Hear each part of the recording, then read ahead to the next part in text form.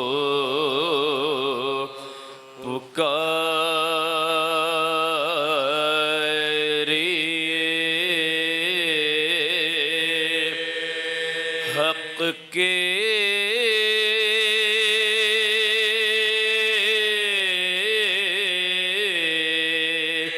ولی کے بعد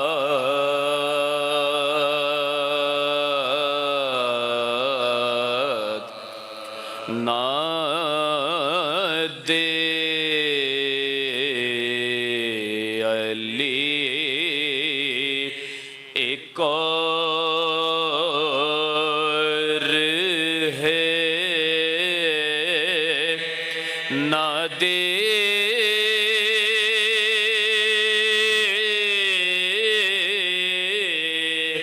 علی کے بعد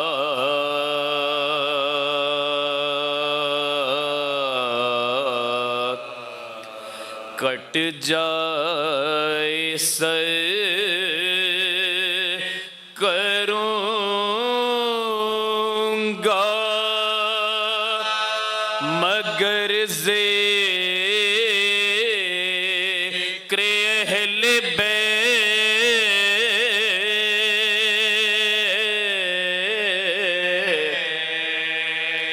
کٹ جائے سر کروں گا مگر ذکر اہل بیت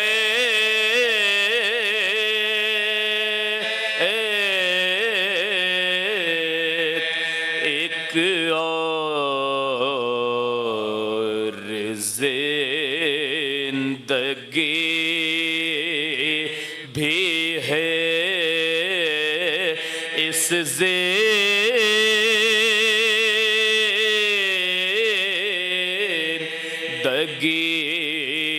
کے بعد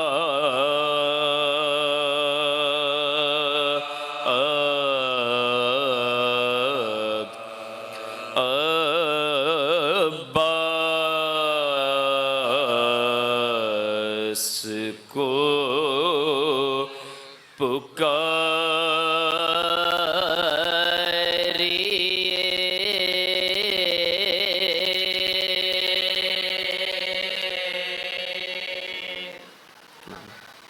بر محمد و آل محمد صلوات.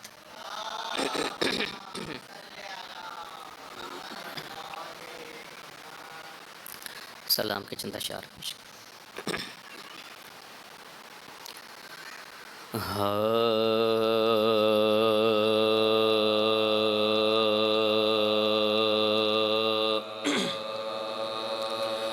غم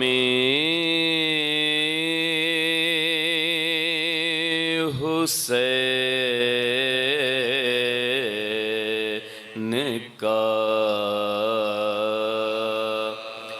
مقصد بدل نہیں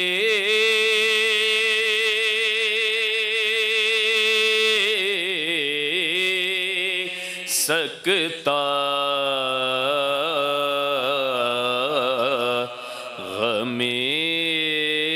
درود پڑھیے مل کے بابا زبلند. حسین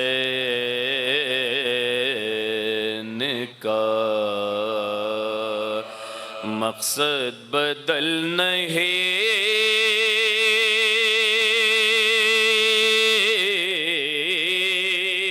سکتا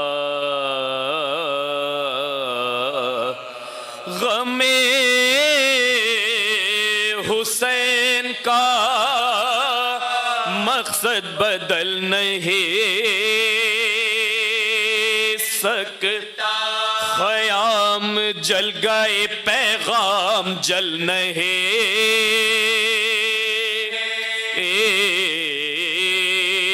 سکتا غم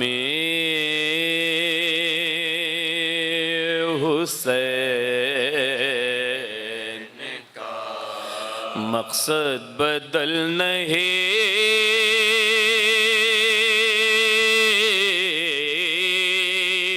سکتا نشے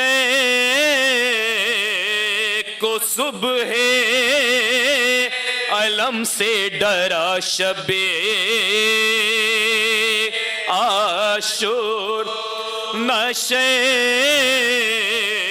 کو صبح علم سے ڈرا شب حسین کہہ دیں تو سورج نکل نہیں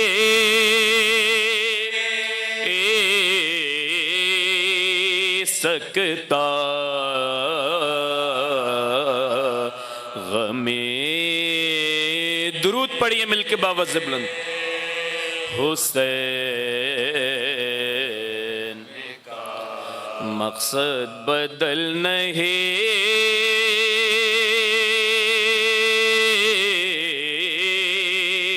سکتا یہ بات بھول گئے دشمنی ابو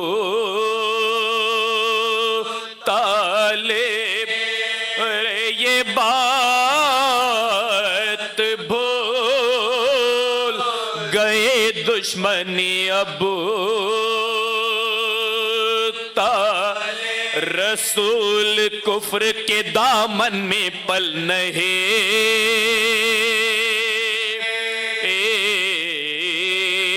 سکتا غم حسین کا مقصد بدل نہیں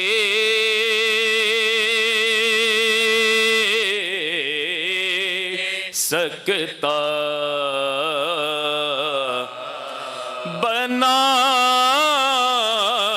ہے اب دل مومن حسین کا مسکن بنا ہے اب دل مومن حسین کا مسکن یہ گھر کسی کے جلانے سے جل نہیں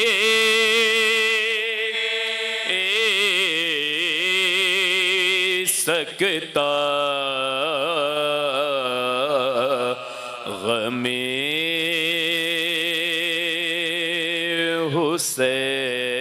حسین کا مقصد بدل نہیں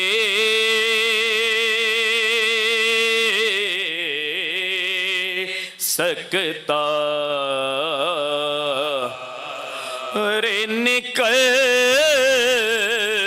تو آئے گا ناوک گلوے ازغر سے نکل تو آئے گا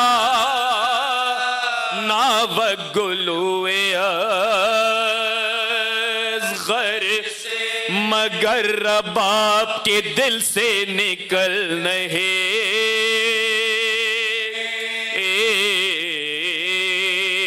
سکتا غم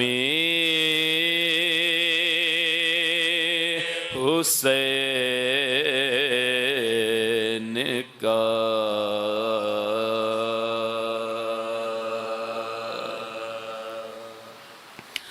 سورہ فاتحہ نظر شہدائے کربلا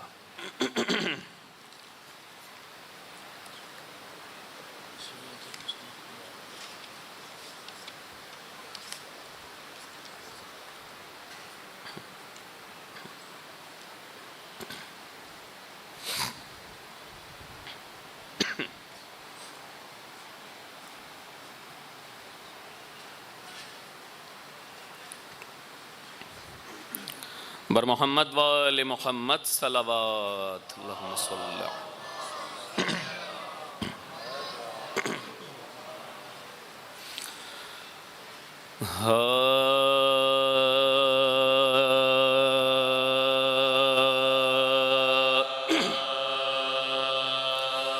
تصنیف بہار اب کرتا ہے رقم صاحب تصنیف بہار جنت کو گئے سبتے نبی کے رفقا مشتاق شہادت ہوئے سادات بھی ارے بچوں کو بھی جز مرگ نہ کچھ اور ارے بچوں کو بھی جز مرگ نہ کچھ اور سب محوے اجل تیغو سپر باندھ رہے ارے مولا علی اکبر کے کمر باندھ ارے مولا علی اکبر کے کمر تو کہتے تھے کہ بیٹا میرے ارمان ارے اب کون ہے مرنے کو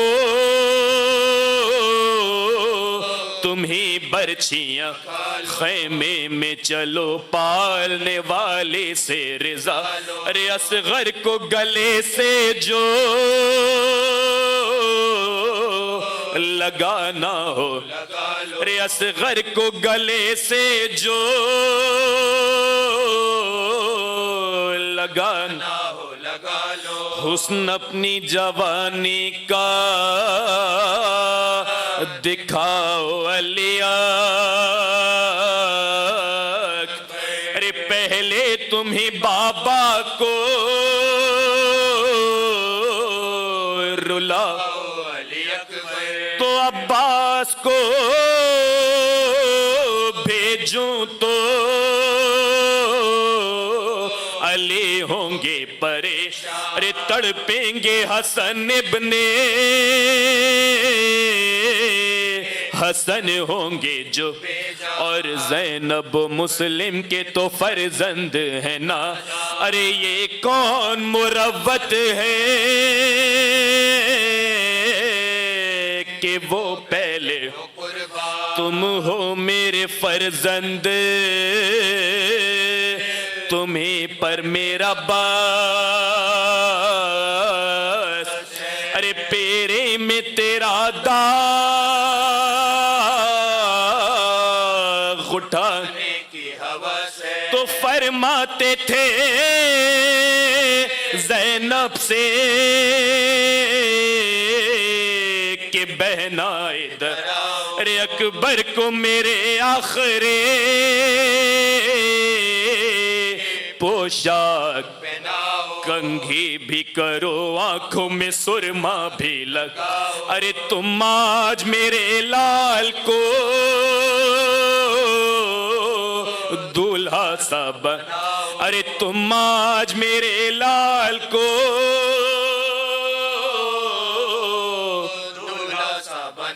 حسرت دل غم دیدہ میں اس آن نہ رہے ارے دولہا نہ بنے ماں کو یہ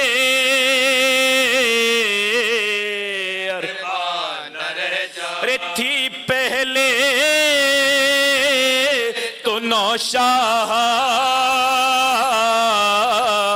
بنانے کی تمنا اور اب ہے تیرے لاش اٹھانے کی تمنا آگے تھی کلیجے پہ سلانے کی تمنا ارے اور اب ہے تہے خاک چھپانے کی تمنا آگے تھی دعا صاحب فرزند ہوا اور اب ہے خوشی خاکہ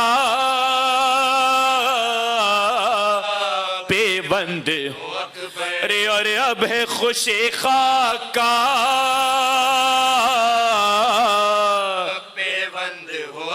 رے دکھلا چکے صحرا ہمیں، اب داغ دیکھ ارے گھوڑے سے گرو اور ہمیں لاشے پہ بلا امید عروسی سے بسب ہاتھ، ارے سب حسرتیں دنیا سے لیے خلد ناچارے یہ غربت میں، یہی ہوتا ہے بے رے اب اپنے ارادے پہ پدر روتا ہے رے اب اپنے ارادے پہ، توجہ کا طالب، پدر روتا ہے تو زینب نے کہا میں تو نہ مانوں گی یہ، ارے بھیا تم میرے بھی مالک، میرے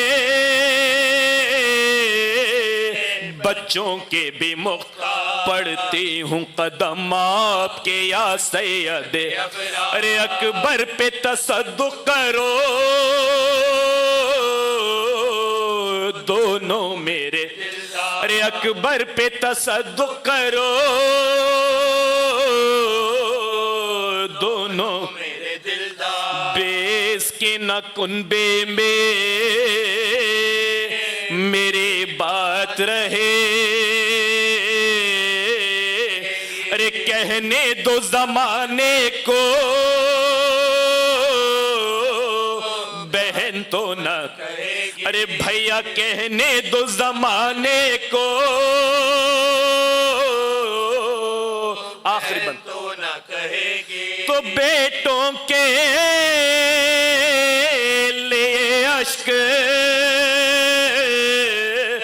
بہاؤں تو قسم، ارے چادر بھی جو لاشوں پہ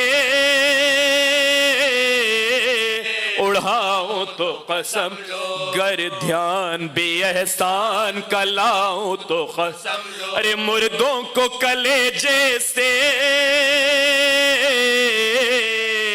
لگاؤں تو قسم، ارے مردوں کو کلیجے سے لگاؤں تو قسم لو، سب رنج و علم صبر کے میزان میں تلے، ارے یہ بال تو بھیا تیرے لاشے پہ کل، سب رنج و علم صبر کے میزان میں تلے، ارے یہ بال تو بھیا تیرے لاشے پہ کھلیں گے، کرتا ہے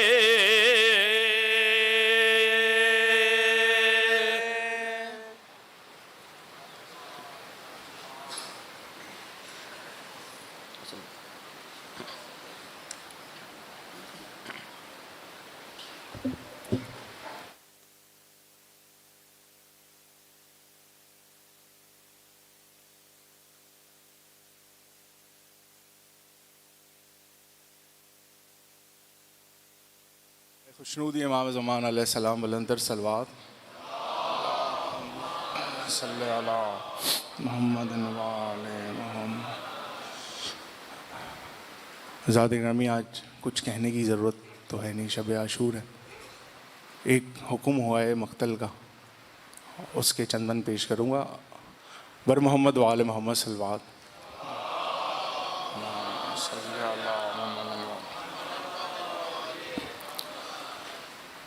غریب زہرا کی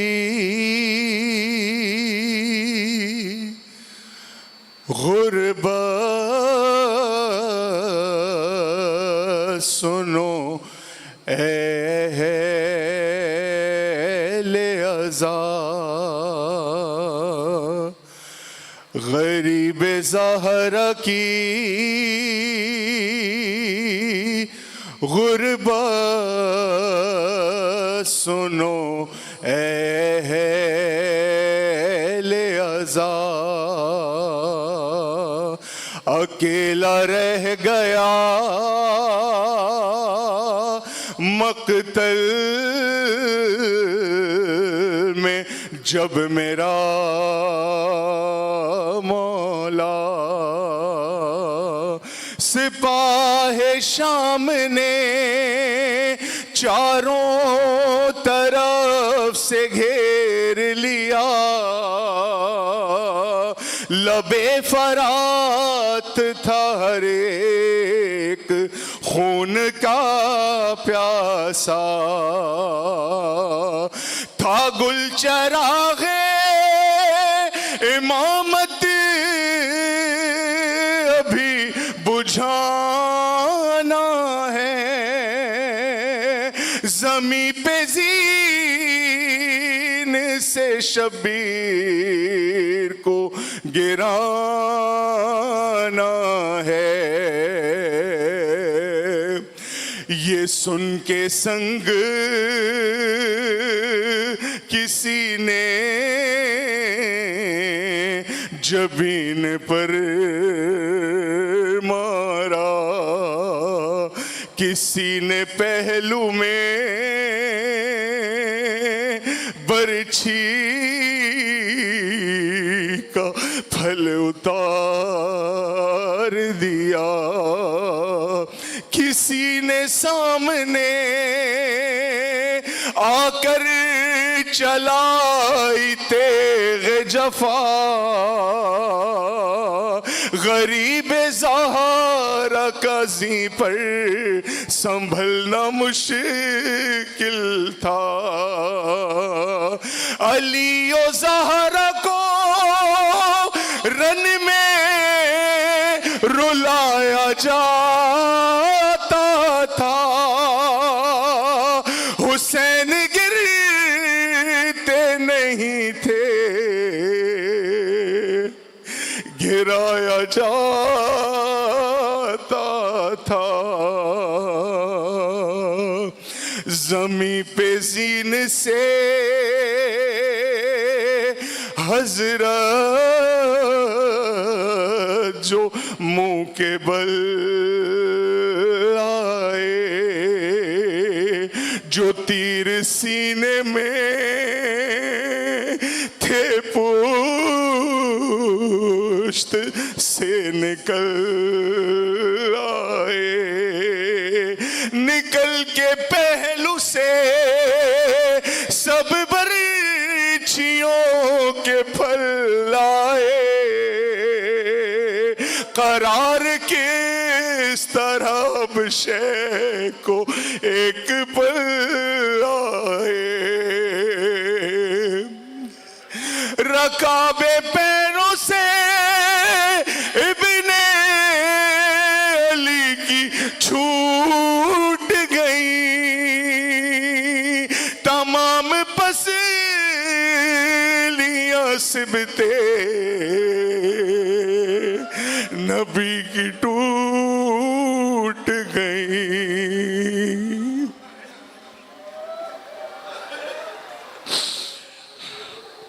رقم کیا ہے یہ راوی نے درد کا منظر، کہ چلنے والا تھا جس دم حسین پر خنجر، ارے بہن سے آگے کھڑی تھی حسین کی دختر، کہا یہ شمر سے اس دم غریب نے رو کر، میری سکینہ کہیں دم نہ توڑ دے ظالم، تو رحم کر میرے بالوں کو،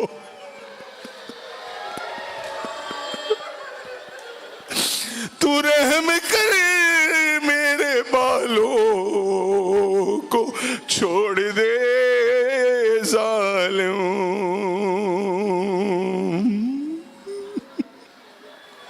تو رحم کر میرے بالوں کو چھوڑ دے ظالم. یہ کہہ کے آگے بڑھا ہاتھ میں لیے خنجر, ادھر تڑپنے لگی ایک لاش دریا پر, ادھر خیام سے نکلی بطول کی دختر, عجیب بے ادبی شمر نے یہ کیا کر, ذرا سی بینا مروت دکھائی ظالم نے, کلام پاک کو ٹھوکر, کلام پاک کو ٹھوکر لگائی ظالم نے. عجب طرح سے ستمگر یہ کر رہا تھا ستم, کبھی حسین کی زلفوں میں ہاتھ تھے باہم, پکڑ کے ریشے مبارک کبھی ہنسا ازلم, ہٹایا بالوں کو خنجر سے شمر نے اس دم, کہا حسین نے, کہا حسین نے دیکھو ذرا علی اکبر, لائن رکھ دیا زانو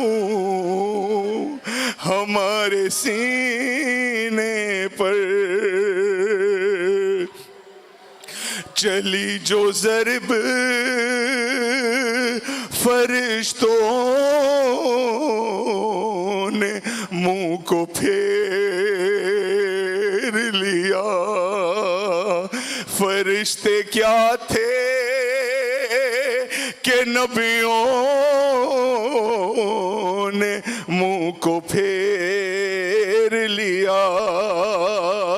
ارے ہٹے نبی تو رسولوں نے منہ کو پھیر لیا, چلے رسول تو ولیوں نے منہ کو پھیر لیا. حسن رسول علی بولے اب خدا جانے, حسین جانے گلا جانے, فاطمہ جانے. کہا حسین نے اماں ہٹا لے اپنا گلا, مزید آپ ہوں زخمی ہو نہیں سکتا, گلے پہ شاہ کے خنجر لین کا جو چلا, صدائیں آتی تھی سبحان ربی الاعلی, پسر کا خون بہا سیدہ کی گودی میں, سر حسین کٹا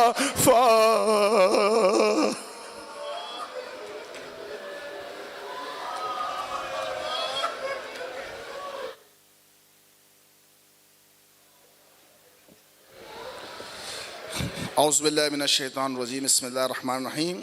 ہم عالیہ ابر ٹرسٹ تمام مومنین کے تہ دل سے مشکور ممنون ہیں کہ انہوں نے وقت کی پابندی کے ساتھ امام بارگاہ میں مجالس اعزا میں شرکت کی. ہم عالیہ ابر ٹرسٹ تمام اراکین تمام مومنین کے تہ دل سے ممنون مشکور ہیں، اور خصوصاً قبلہ و کعبہ مولانا ڈاکٹر رضا داؤدانی صاحب جو وقت کی پابندی کے ساتھ یہاں پر خطابت کرنے آئے. عالیہ ابر ٹرسٹ اور تمام مومنین حضرات ان کے تہ دل سے ممنون و مشکور ہیں.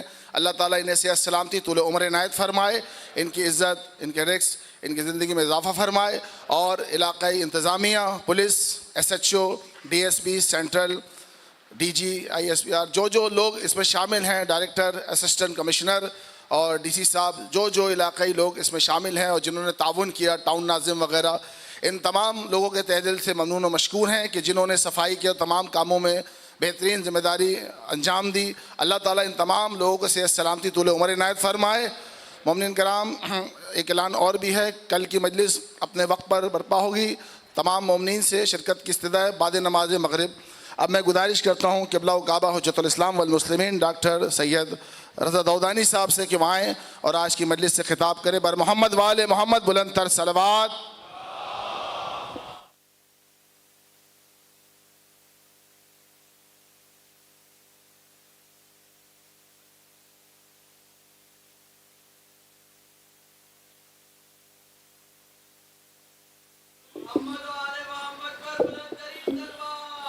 اللہم صلی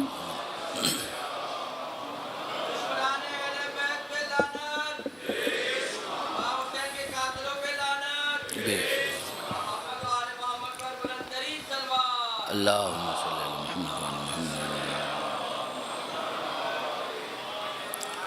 اعوذ باللہ من الشیطان الرجیم بسم اللہ الرحمن الرحیم. الحمد للہ رب العالمین والصلاة والسلام علی اشرف الانبیاء والمرسلین سیدنا و مولانا ابی القاسم محمد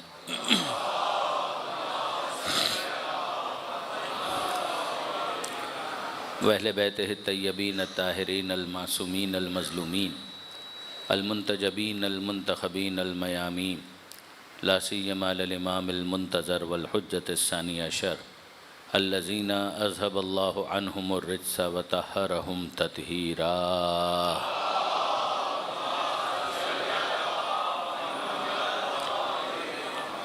واللعنۃ الدائمۃ الباقیۃ علی اعدائہم اجمعین من یوم ظلمہم الی قیام یوم الدین.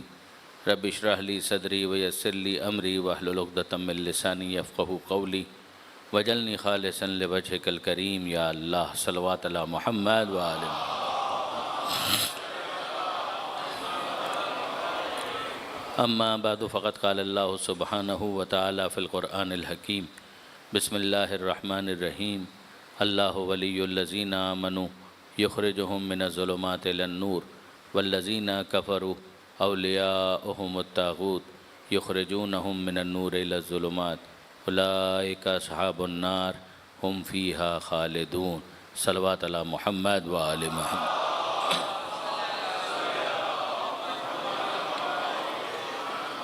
برادران عزیز و خاران محترم، آج ظاہر ہے کہ سلسلہ مجالس کی یہ آخری نشست ہے اور آیت مسلسل آپ سماعت فرماتے رہے کہ اللہ ولی الذین آمنوا، اللہ ولی ہے صاحبان ایمان کا.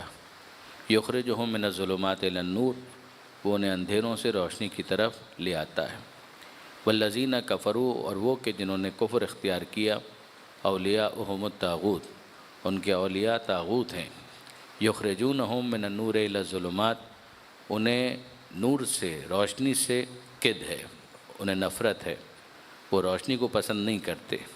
تو اگر کوئی روشنی میں ہو تو وہ وہاں سے اسے نکال کر اندھیروں کی طرف لانا چاہتے ہیں. یہاں تک کہ جو فطرت کا نور انسان کے اندر خدا نے رکھا ہے آف اٹس اون، ایک آرگینک نور، ایک انسٹنکٹیو نور اور لائٹ جو پروردگار نے ایک انسان کے اندر رکھی ہے، طاغوت کو تو یہ بھی گوارا نہیں ہے.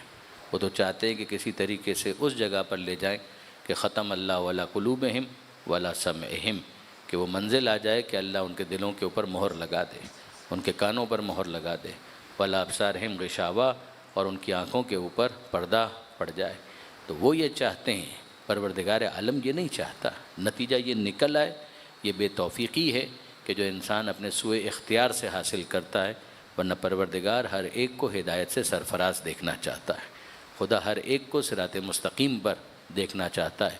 اور اگر ایسا نہ ہوتا تو نہ خدا عقل کی روشنی عطا کرتا، نہ نبیوں کو بھیجتا، نہ رسولوں کو بھیجتا، نہ دعوت ذوالعشیرہ ہوتی، نہ غدیر کا منبر ہوتا، نہ ہاتھوں پر بلند کیا جاتا، نہ مولائیت کا اعلان ہوتا.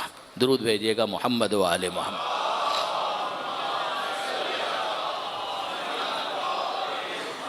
یہ سارا سلسلہ اسی لیے قائم کیا گیا کہ پروردگار عالم ان لوگوں کو اندھیروں میں نہیں دیکھنا چاہتا. اب اگر وہ خود اپنے پیروں پر کلاڑی مارنا چاہیں تو زبردستی کسی کو ہدایت نہیں دی جائے گی. لیکن اگر آپ سوچیں تو پروردگار عالم یقیناً اپنے بندوں کو راہ راست پر دیکھنا چاہتا ہے، خدا بھی، خدا کا رسول بھی. لہٰذا آپ اس تعبیر کو بھی قرآن مجید کے اندر ملاحظہ کر سکتے ہیں، یا حسرتاً علی العباد، افسوس میرے بندوں پر. یہ کیوں پروردگار اس انداز کو اختیار کر رہا ہے؟ سورہ یاسین ہی کی آیت ہے، یا حسرتاً علی العباد، افسوس میرے بندوں پر، ما یاتیہم من رسول الا کانوا بہ یستہزئون.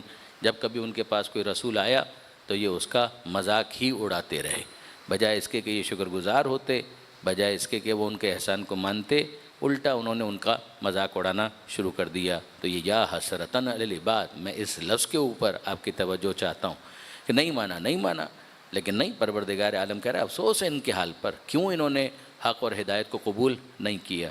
خود پیغمبر اکرم کے حوالے سے اگر آپ دیکھیں تو پروردگار عالم یہ ارشاد فرماتا ہے، لقد جاءکم رسول من انفسکم عزیز علیہ ما عنتم، تمہارے پاس وہ رسول ہے. سورہ برات، سورہ توبہ اس کی اختتامی آیتوں میں سے ہے کہ تمہارے پاس وہ رسول آیا کہ عزیز علیہ ما عنتم، پریشانیاں تم پر آتی ہیں، برا اس کو لگتا ہے. اگر صرف اتنا ہی معاملہ ہو کہ رسول کو پیغام دینا ہے، جو کہ اس کی فنڈامنٹل رسپانسبلٹی ہے، مگر بس اس کے بعد وہ اپنا تعلق قطع کر لے. معاملہ اور مسئلہ یہ ہے کہ وہ صرف پیغام پہنچا کر بری ذمہ تو ہو سکتا ہے، مگر اس کے سینے میں امت کے لیے ویسا ہی دل ہے جیسا ایک ماں باپ کے دل میں، سینے میں اولاد کے لیے دل ہوتا ہے، بلکہ اس سے بھی زیادہ. تو اب معاملہ یہ ہے کہ وہ اولاد کو نالائق پا کر بھی ماں باپ دستبردار نہیں ہوتے. وہ کہتے ہیں کہ بہرحال ہمارا دل چاہتا ہے کہ ابھی اور کوشش کریں اور ایفرٹس کریں کہ شاید یہ راہ راست پر آ جائیں، شاید یہ صحیح بات کو قبول کر لیں. یہ معاملہ پیغمبر اکرم کے ساتھ بھی ہے. تو پروردگار فرماتا ہے عزیز علیہ ما عنتم، پریشانیاں تم پر آتی ہیں، برا اس کو لگتا ہے.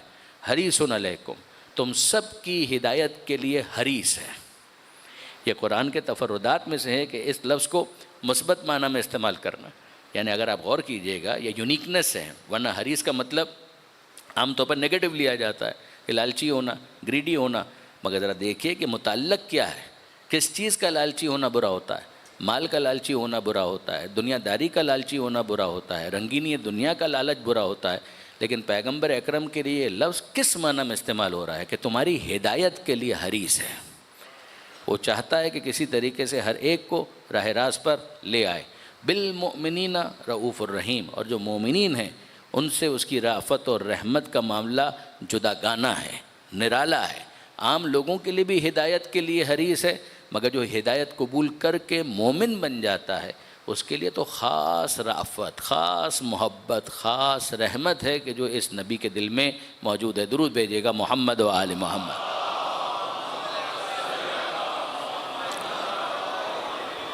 یہیں سے جو محبت کا فیکٹر ہے اس کی اہمیت ہمارے سامنے آ جاتی ہے. ایک اور رخ سے کہ اگر آپ غور کیجئے، میں نے آپ کے سامنے آئے مودت کی تلاوت کی تھی پچھلی 2 تقریروں کے اندر کہ قل لا اسألکم علیہ اجرا الا المودۃ فی القربى. مودت انسٹرومنٹل ہے، مودت فنڈامنٹل ویلیو رکھتی ہے، مودت متحرک کرنے کا ذریعہ ہے، مودت کے ذریعے سے ایک موومنٹ ہے کہ جو جنریٹ ہوتی ہے اور اس کی وجہ سے انسان اپنے اندر تبدیلی پیدا کرنے کے لیے تیار ہو جاتا ہے. میں آپ کی خدمت میں عرض کروں کہ اگر آپ قرآن مجید میں دیکھیں تو پروردگار بس ڈو ایز ڈائریکٹڈ، حکم دے دیا عمل کرو، یہ کہہ سکتا تھا. یہ انسینٹیوز کیوں دیے جا رہے ہیں؟ وہ خدا ہے، وہ خالق ہے. جب خالق ہے تو اس نے بس حکم دے دیا تو کافی ہے. مگر آپ غور فرمائیے کہ پروردگار صرف مالک ہونے کے اعتبار سے ایک آربیٹریٹر، ایک حکمران کی حیثیت سے بس حکم نہیں دینا چاہتا، محبت کے ساتھ کنونس کرنا چاہتا ہے کہ احساس دلائے کہ خدا تم سے محبت کرتا ہے، اور پھر یہ بھی سمجھاتا ہے کہ تم اگر مزید خدا کی محبت حاصل کرنا چاہتے ہو تو کیا کر سکتے ہو۔ اگر تم مزید خدا کی محبت حاصل کرنا چاہتے ہو تو تم کیا کر سکتے ہو۔ دیکھیے پروردگار عالم قرآن مجید کے اندر ارشاد فرماتا ہے کہ ما یفعل اللہ بعذابکم، ارے اللہ تمہیں عذاب دے کر کرے گا کیا؟ یہ انداز آپ دیکھ رہے ہیں، وہ عذاب تو دیتا ہے، مگر فرما رہا ہے خدا کہ ما یفعل اللہ بعذابکم، یعنی اللہ تمہیں عذاب دے کر کیا کرے گا؟ یعنی تمہارا کوئی اسٹیٹس بنتا ہے خدا کے سامنے کھڑے ہونے کا؟ جیسے کوئی بڑا چھوٹے سے کہہ رہا ہو کہ تمہاری حیثیت کیا ہے کہ میں تمہیں زد و کوب کروں، تمہیں پنش کروں؟ ما یفعل اللہ بعذابکم، اللہ تمہیں عذاب دے کر کرے گا کیا؟ ان شکرتم و آمنتم، اگر تم اتنا تو کرو کہ اس خدا نے جو نعمتیں دی ہیں اس کا شکر ادا کرو اور ایمان کے نور کو اپنے دل میں جگہ دے دو۔ اگر اتنا تم کر لو تو خدا تمہیں عذاب دے کر کیا کرے گا؟ کم سے کم اپنا مقصد خلقت اسے تو فراموش مت کرو۔ جب انسان خدا نے بنایا ہے تو انسان بن کر دکھاؤ، اس ایمان کو قبول کر کے تم اور کچھ نہیں کرو گے، یعنی جو تمہارے انسان ہونے کا تقاضا ہے اسے تم پورا کرو گے تو ما یفعل اللہ بعذابکم، اللہ تمہیں عذاب دے کر کیا کرے گا؟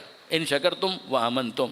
اب آپ دیکھیے کہ پروردگار عالم پیغمبر اکرم سے کہہ رہا ہے، اے حبیب ان سے کہیے، کل بہت مشہور آیت ہے، ان کنتم تحبون اللہ فاتبعونی، یعنی اگر تم اللہ سے محبت رکھتے ہو، یعنی بٹ نیچرل کہ اگر ایک اولاد ہے تو وہ ماں باپ سے محبت کرتی ہے، وہ اگر پرورجن اور انحراف کا شکار ہو جائے تو الگ بات ہے، ورنہ بٹ نیچرل بالکل ریئیکشن یہ ہوگا کہ اگر ایک اولاد ہے تو وہ ماں باپ کی محبت کو دیکھتی ہے، وہ ماں باپ کی خدمت کو دیکھتی ہے، لک آفٹر کرنے کو دیکھتی ہے، جو زحمتیں انہوں نے برداشت کی اس کو دل میں ان کے محبت پیدا ہو جاتی ہے۔ یہ کوئی الگ سے حکم دینے کی ضرورت تو نہیں، وہی چیز پروردگار فرما رہا ہے کہ کل اے حبیب ان سے کہیے، ان کنتم تحبون اللہ، جب ماں باپ کا ذریعہ ربوبیت ہو کر محبت پا جانا تم کو سمجھ میں آتا ہے تو رب حقیقی کی محبت تمہیں کیوں سمجھ میں نہیں آتی؟ وہ خدا تم سے محبت کرتا ہے، ان کنتم تحبون اللہ۔ اب اگر تم اللہ سے محبت کرتے ہو تو پیغمبر کہہ رہے ہیں فاتبعونی، میری اتباع کرو، یعنی میں کہیں اور سے نہیں آیا، میں اسی خدا کی طرف سے تمہارے پاس آیا ہوں کہ جس سے نیچرلی تمہیں محبت کرنی چاہیے کہ اس مالک نے ہمیں نعمت وجود سے سرفراز کیا، اگر وہ نہ ہوتا تو ہم وجود کی دولت ہی حاصل نہ کر پاتے، تو جب اس نے وجود دیا تو تمہارے دل میں محبت تو ہے، اب اس محبت کو کیپٹلائز کرو، اس محبت کو نرچر کرو، جب اس کو آگے بڑھاؤ گے تو کیا ہوگا؟ اگر اس کی طرف سے کوئی پیغام آئے گا تو تم اس پیغام کو بھی محبت کی نظر سے دیکھو گے، تم اسے فالو کرنے کی کوشش کرو گے۔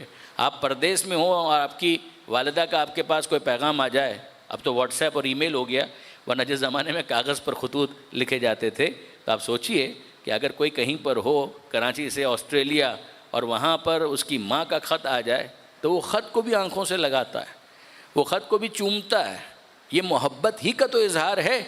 تو پروردگار سمجھانا چاہ رہا ہے کہ یقین رکھو کہ تمہارا نیچرل ریئیکشن یہ ہے کہ جس سے محبت ہوتی ہے اس کا اگر کوئی نمائندہ، کوئی پیغام بر تمہارے پاس آتا ہے تو وہ بھی تمہارے لیے محبوب ہوتا ہے۔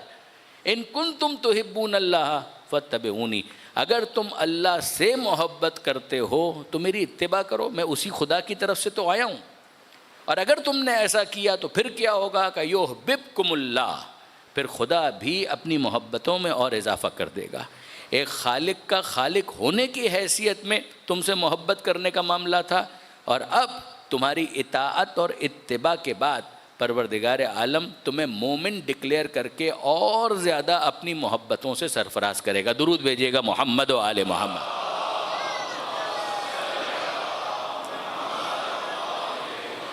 تو ایک محبت خود خالق کی، مالک کی، کہ اس نے پیدا کیا، اس نے معدوم کو موجود بنا دیا، اس نے عدم کے پردے کو چاک کر کے انسان کو حیات کی لذت، حیات کی نعمت عطا کی، اسے لباس حیات پہنایا، بالکل درست، خالق کی محبت کا۔ دوسری محبت کا خود رسول کی محبت، اور پھر قرآن مجید کی جو آیتیں میں نے پڑھی تھی، ایک حدیث بھی سنیے گا یہ خود پیغمبر اکرم صلی اللہ علیہ وآلہ وسلم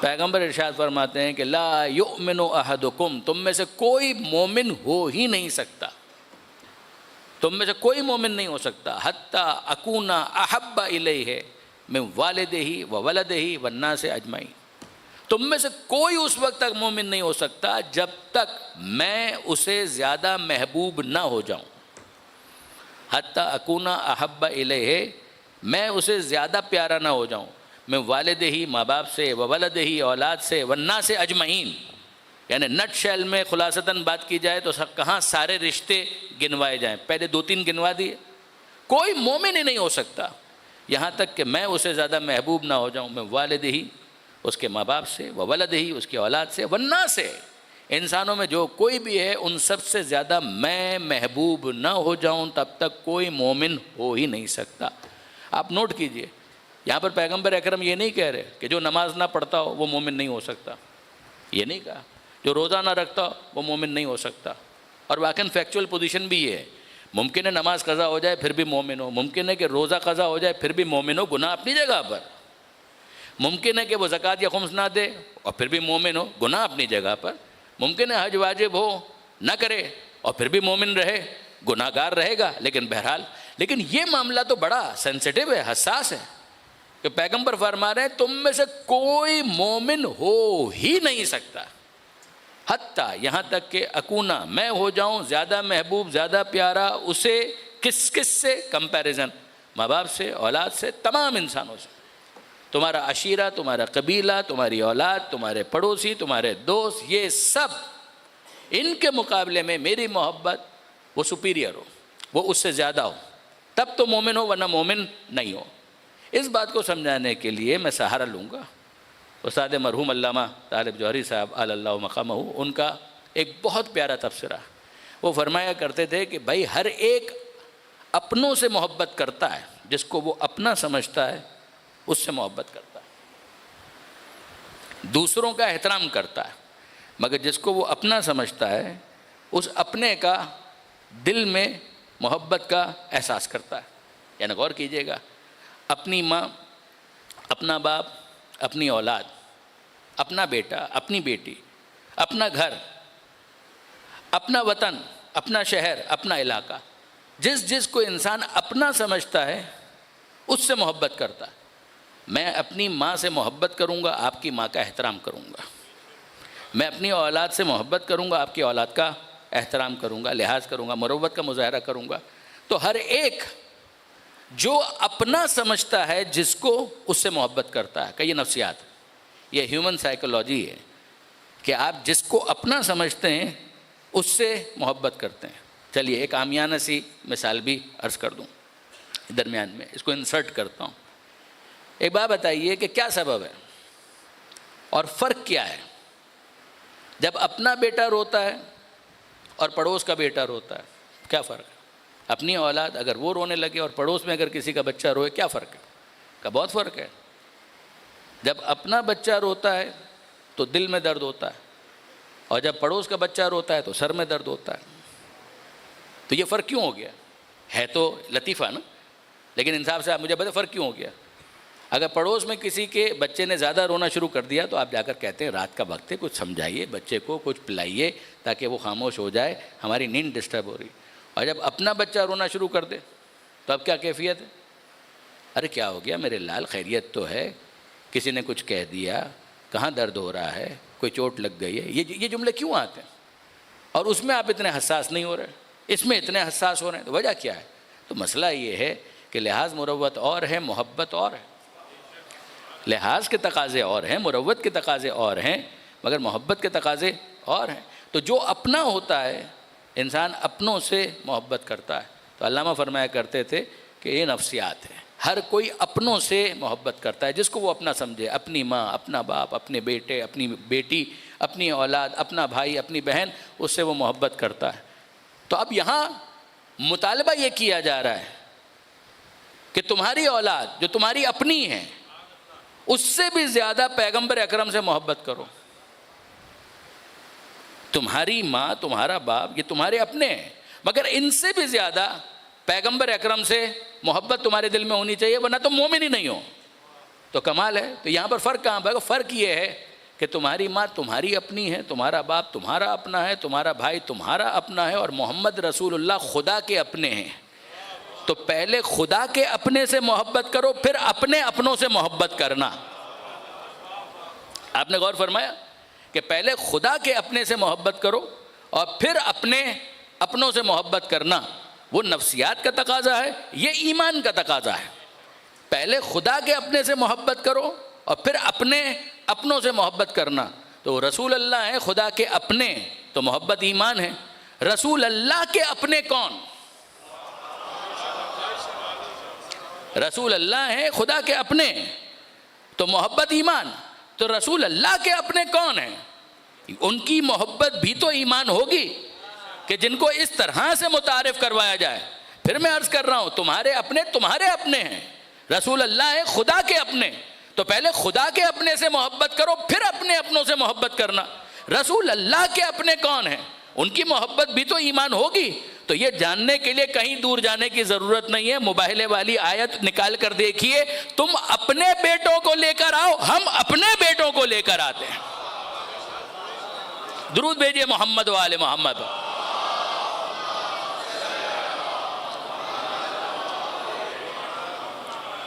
تم اپنے بیٹوں کو لے کر آؤ، ہم اپنے بیٹوں کو لے کر آئیں گے۔ ایک رخ کہ قرابت داری خود خدا کے ساتھ، جس کی طرف کل میں نے گزارش کی تھی، پرسوں گزارش کی تھی، اور ایک یہ پہلو کہ یہ جو منیت کی منزل ہے، اس کو آپ کیسے نظر انداز کر سکتے ہیں؟ پیغمبر اکرم اپنے ہر رشتہ دار کے لیے منیت کا اعلان نہیں کرتے۔ یہ منیت کا جو اعلان ہے یہ غیر معمولی ہے، جو پیغمبر اکرم انہی ہستیوں کے لیے کر رہے ہیں۔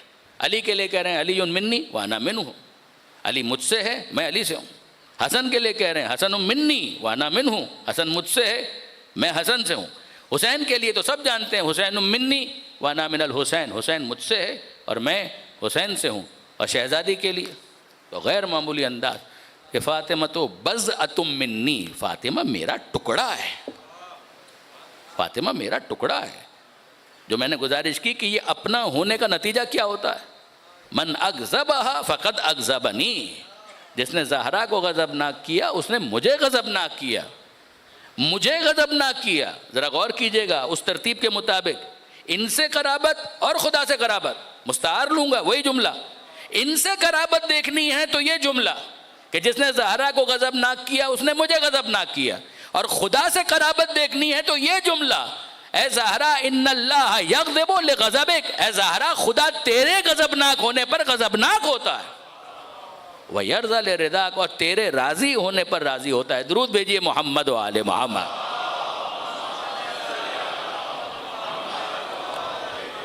اور یہاں اب میں آپ کی خدمت میں ایک کوٹیشن ضرور شیئر کروں گا، اور اس کے بعد جو اگلا مرحلہ ہے اس میں ہم داخل ہو جائیں۔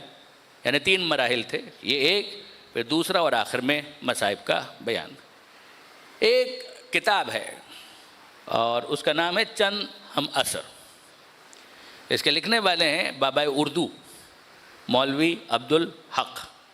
میں عام طور پر ان کا نام لینا پسند نہیں کرتا فار آبویس ریزنس، یعنی جو صاحبان مطالعہ ہیں وہ جانتے ہیں کہ میں کیوں یہ بات کہہ رہا ہوں کہ مولوی عبدالحق صاحب ایک تو اردو کے لیے جو ان کی خدمات ہیں وہ تو اپنی جگہ پر، جس کی وجہ سے ان کو بابا اردو کہا جاتا ہے، ورنہ بہرحال یہ وہ شخصیت ہیں کہ جن کو آپ پاکستان کے نواسب کی جب فہرست مرتب کریں گے تو اس میں ان کا نام اوپر آئے گا۔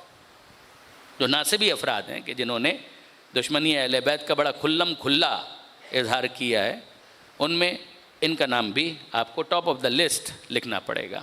میں بہرحال الفاظ کے چناؤ میں بہت احتیاط کروں گا، لیکن بہرحال انہوں نے بہت سی ایسی باتیں لکھی ہیں۔ یعنی یزید کو امیر المومنین کہہ دینا تو ان کے لیے کوئی مسئلہ ہی نہیں، یزید کو امیر المومنین کہہ دینا ان کے لیے کوئی ایشو ہی نہیں ہے۔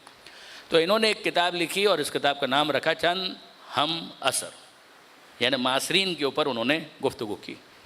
اب ایک شخصیت ہے، اس کی وہ ہیڈنگ بناتے ہیں اور پھر اس کے بعد ان کے بارے میں وہ لکھتے ہیں، پھر دوسری شخصیت کی ہیڈنگ اور پھر ان کے بارے میں وہ لکھتے ہیں، پھر تیسری، اسی طریقے سے وہ سلسلہ آگے بڑھتا ہے۔ اس پوری کتاب کے اندر ایک بظاہر شیعہ ہیں کہ جن کا وہ تذکرہ کرتے ہیں، ایک بلگرامی صاحب، ان کا انہوں نے اس میں ذکر کیا.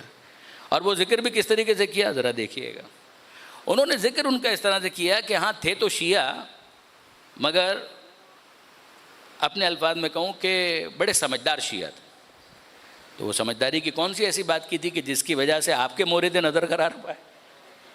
یعنی کچھ تو یہیں سے دیر از سم تھنگ فشی. آدمی جیسے ہی پڑھتا ہے تو سمجھ میں آ جاتا ہے کہ کچھ تو ہے کہ جس کی وجہ سے انہوں نے اس پوری کتاب کے اندر ان حضرت شیعہ کو بھی یہ شرف بخشا کہ ان کا ذکر کیا جائے.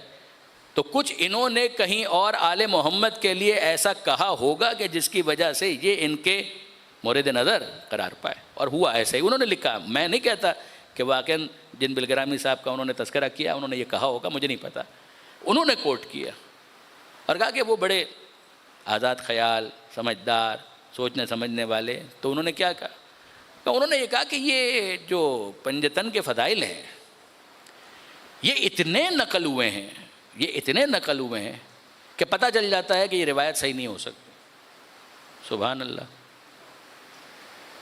پتہ چل جاتا ہے کہ یہ روایات اور یہ احادیث فیبریکیٹڈ ہیں، یہ صحیح نہیں ہو سکتی. بھائی یعنی آپ کو اس میں کیوں ایسا لگا؟ یعنی ہمارے پاس تو معیار یہ ہے کہ اگر صحیح سند کے ساتھ ہے تو آپ قبول کیجئے، اگر تواتر کے ساتھ ہے تو آپ قبول کیجئے، آپ اس کے میرٹ کے اوپر گفتگو کیجئے. مگر یہ کیا بات ہوئی کہ یہ اتنا زیادہ تذکرہ فضائل آل محمد کا ہے کہ یہ صحیح ہو ہی نہیں سکتا؟ یعنی یہ بالکل ایسی بات ہو گئی کہ ایک صاحب ہیں وہ مکہ کبھی نہیں گئے اور دوسرے صاحب ہیں کہ جو کبھی آرکٹک اوشن نہیں گئے. اور آرکٹک اوشن کا ذکر کرنے والا ان کو ملا ایک آدمی کہ جس نے کہا کہ میں آرکٹک اوشن ہو کر آیا ہوں، میں نے دیکھا ہے، میں وہاں پر گیا ہوں، پول پر میں گیا ہوں. تو ایک یا دو افراد ملے اور مکہ کے بارے میں، کعبے کے بارے میں یہ بھی بتا رہے ہیں، وہ بھی بتا رہے ہیں، وہ بھی بتا رہے ہیں، وہ بھی بتا رہے ہیں. تو آپ کے نزدیک معیار کیا ہے کہ جو ایک دو افراد کسی جگہ کے بارے میں بتا رہے ہیں اس کے بارے میں تو آپ کو پورا یقین ہو جائے گا کہ ہاں وہ جگہ تو ہے، لیکن اگر مکہ کے بارے میں کوئی بتا رہا ہے تو اتنے لوگ بتا رہے ہیں کہ یہ بات صحیح ہو ہی نہیں سکتی؟ یہ آپ کا معیار ہے کہ جس کے تحت آپ کسی چیز کو میرٹ کے اوپر پرکھتے ہیں؟ آپ کا معیار تو یہ ہوتا ہے کہ بھائی اگر بیان کرنے والے اس کثرت کے ساتھ ہیں تو پھر تو یہ خبر تواتر کا درجہ اختیار کر جاتی ہے، تو مستفیض کہلاتی ہے. یہ تو متواتر خبر ہے. اتنے بولنے والے، اتنے بیان کرنے والے کہ جن کا عادتاً کذب کے اوپر اجتماع ناممکن ہے، جھوٹ کے اوپر اجتماع ناممکن ہے. تو یقیناً یہ تو بالکل ٹھیک ہوگا. طریقہ کار تو یہ ہوتا کہ جب آپ کے پاس روایات کثرت کے ساتھ ہوں، میرٹ کے اوپر ہوں، بیان کرنے والے آپ کے سامنے ہیں، ان کا کریکٹر آپ کے سامنے ہے، تو آپ کہتے ہیں یہ خبر تو درست ہوگی. اس کے بارے میں ابھی ہمیں ڈاؤٹ ہے. جیسے کہ دو تین بولنے والے ہیں، انہوں نے تو معیار ہی بدل دیا. انہوں نے معیار ہی بدل دیا. انہوں نے کہا کہ جناب اتنے احادیث فضائل کے بارے میں بیان ہوئے ہیں کہ آدمی سمجھ سکتا ہے کہ یہ سب ٹھیک نہیں ہوں گے، یہ صحیح نہیں ہوں گے.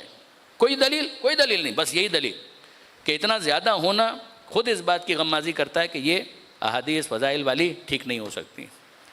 تو مولوی عبدالحق صاحب نے تو اس کو مرچ مسالے کے ساتھ بیان کر دیا. اب اس پر ہمارے علماء نے جو تبصرے کیے ہیں وہ واقعاً بہت قابل قدر. علامہ طالب جوہری صاحب نے بھی ایک مرتبہ اس پر گفتگو کی تھی، علامہ سید علی نقی صاحب نے بھی اس پر گفتگو کی، بعض دیگر علماء نے بھی گفتگو کی. ان سب کی گفتگو کا خلاصہ میں آپ کے سامنے عرض کر رہا ہوں. وہ فرمانے لگے کہ اگر کسی کو اس بات پر شرمندگی ہوتی ہے تو ہوا کرے، ہمیں کوئی شرمندگی نہیں ہے، ہمیں کوئی شرمندگی نہیں. اگر کوئی ہمارے سامنے یہ کہا اتنے احادیث فضائل کے باب میں، ہمیں کوئی شرمندگی نہیں. اور ہمیں شرمندگی کیوں ہو؟ پیغمبر اکرم اگر اہل بیت کے فضائل بیان کرتے ہیں اور اس تواتر کے ساتھ بیان کرتے ہیں، ذوالعشیرہ میں پیغمبر اکرم کے فضائل، آل محمد کے فضائل، بستر ہجرت پر مولا سو جائیں، شب ہجرت کا واقعہ، قرآن مجید آیت نازل ہو جائے، پیغمبر اکرم بیان کرتے ہیں. غدیر کا منبر پیغمبر اکرم بیان کرتے ہیں. موبائلہ پیغمبر اکرم بیان کرتے ہیں. آیت قرآن پیغمبر اکرم تفصیلات بیان کر رہے ہیں. کہ اتنی احادیث، ہمیں کوئی شرمندگی نہیں، ہم تو خوش ہیں اس بات پہ. معاملہ یہ ہے کہ آپ مجھے انصاف سے بتائیے کہ کیا کبھی کوئی اس بات پر اعتراض کر سکتا ہے؟ توجہ کیجئے گا. کیا کبھی کوئی اس بات پر اعتراض کر سکتا ہے کہ پیغمبر اکرم یہ کام کیوں کر رہے ہیں؟ ان کا اعتراض یہ ہے، وہ یہ فرماتے ہیں کہ یہ تو ایسا لگتا ہے کہ پیغمبر اکرم کو کوئی دوسرا کام ہی نہیں ہے. جب دیکھو بیٹی کے فضائل، جب دیکھو نوازوں کے فضائل، جب دیکھو داماد کے فضائل. پیغمبر اکرم ایک مصروف شخصیت کا نام، اس مصروف شخصیت کو کوئی دوسرا کام نہیں ہے. جب دیکھو علی کے فضائل بیان کر رہے ہیں، حسنین کے فضائل بیان کر رہے ہیں، یہ انہوں نے وہاں پہ لکھا. پیغمبر ایک مصروف شخصیت ہے.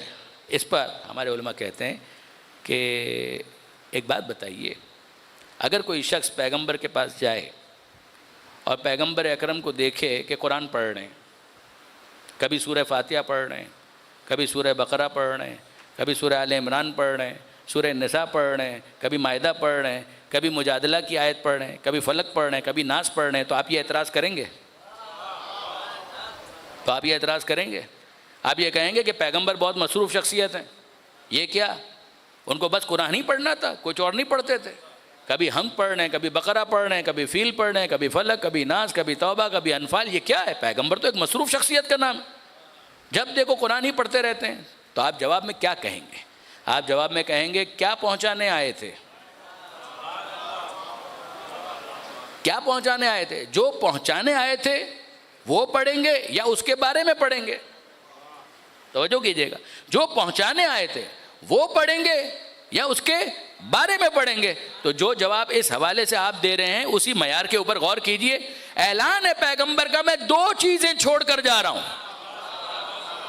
یا قرآن چھوڑ کر جا رہا ہوں یا اپنے اہل بیت کو چھوڑ کر جا رہا ہوں. تو جب دو چیزوں کو چھوڑ کر جا رہے ہیں تو یا قرآن پڑھتے ہوئے دکھائی دیں گے یا آل محمد کا قصیدہ بیان کرتے ہوئے دکھائی دیں گے.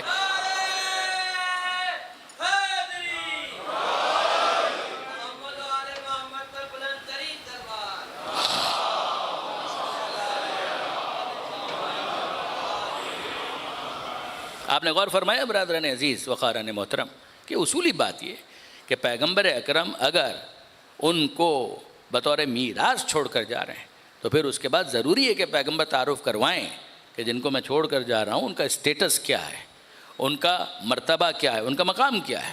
اور اسی کو سمجھانے کے لیے یہ ساری احادیث پیغمبر اکرم بیان کر رہے ہیں کہ پہچانو علی کون ہے، حسن کون ہے، حسین کون ہے، زہرا کون ہے. یہ پیغمبر اکرم کے ذمے پر ہے کہ پیغمبر اکرم ان کا تعارف کروائیں. اور یہ جو ابھی میں نے لفظ آپ کے سامنے استعمال کیا، خبر متواتر، خبر مستفیض، یہ لفظ خود امام حسین نے استعمال کیا. یعنی ایک حدیث ایسی ہے کہ جس کے لیے خود امام مظلوم نے یہ لفظ استعمال کیا. عاشور کے دن جو حسین مظلوم نے خطبہ دیا ہے اس خطبے کی بڑی اہمیت ہے.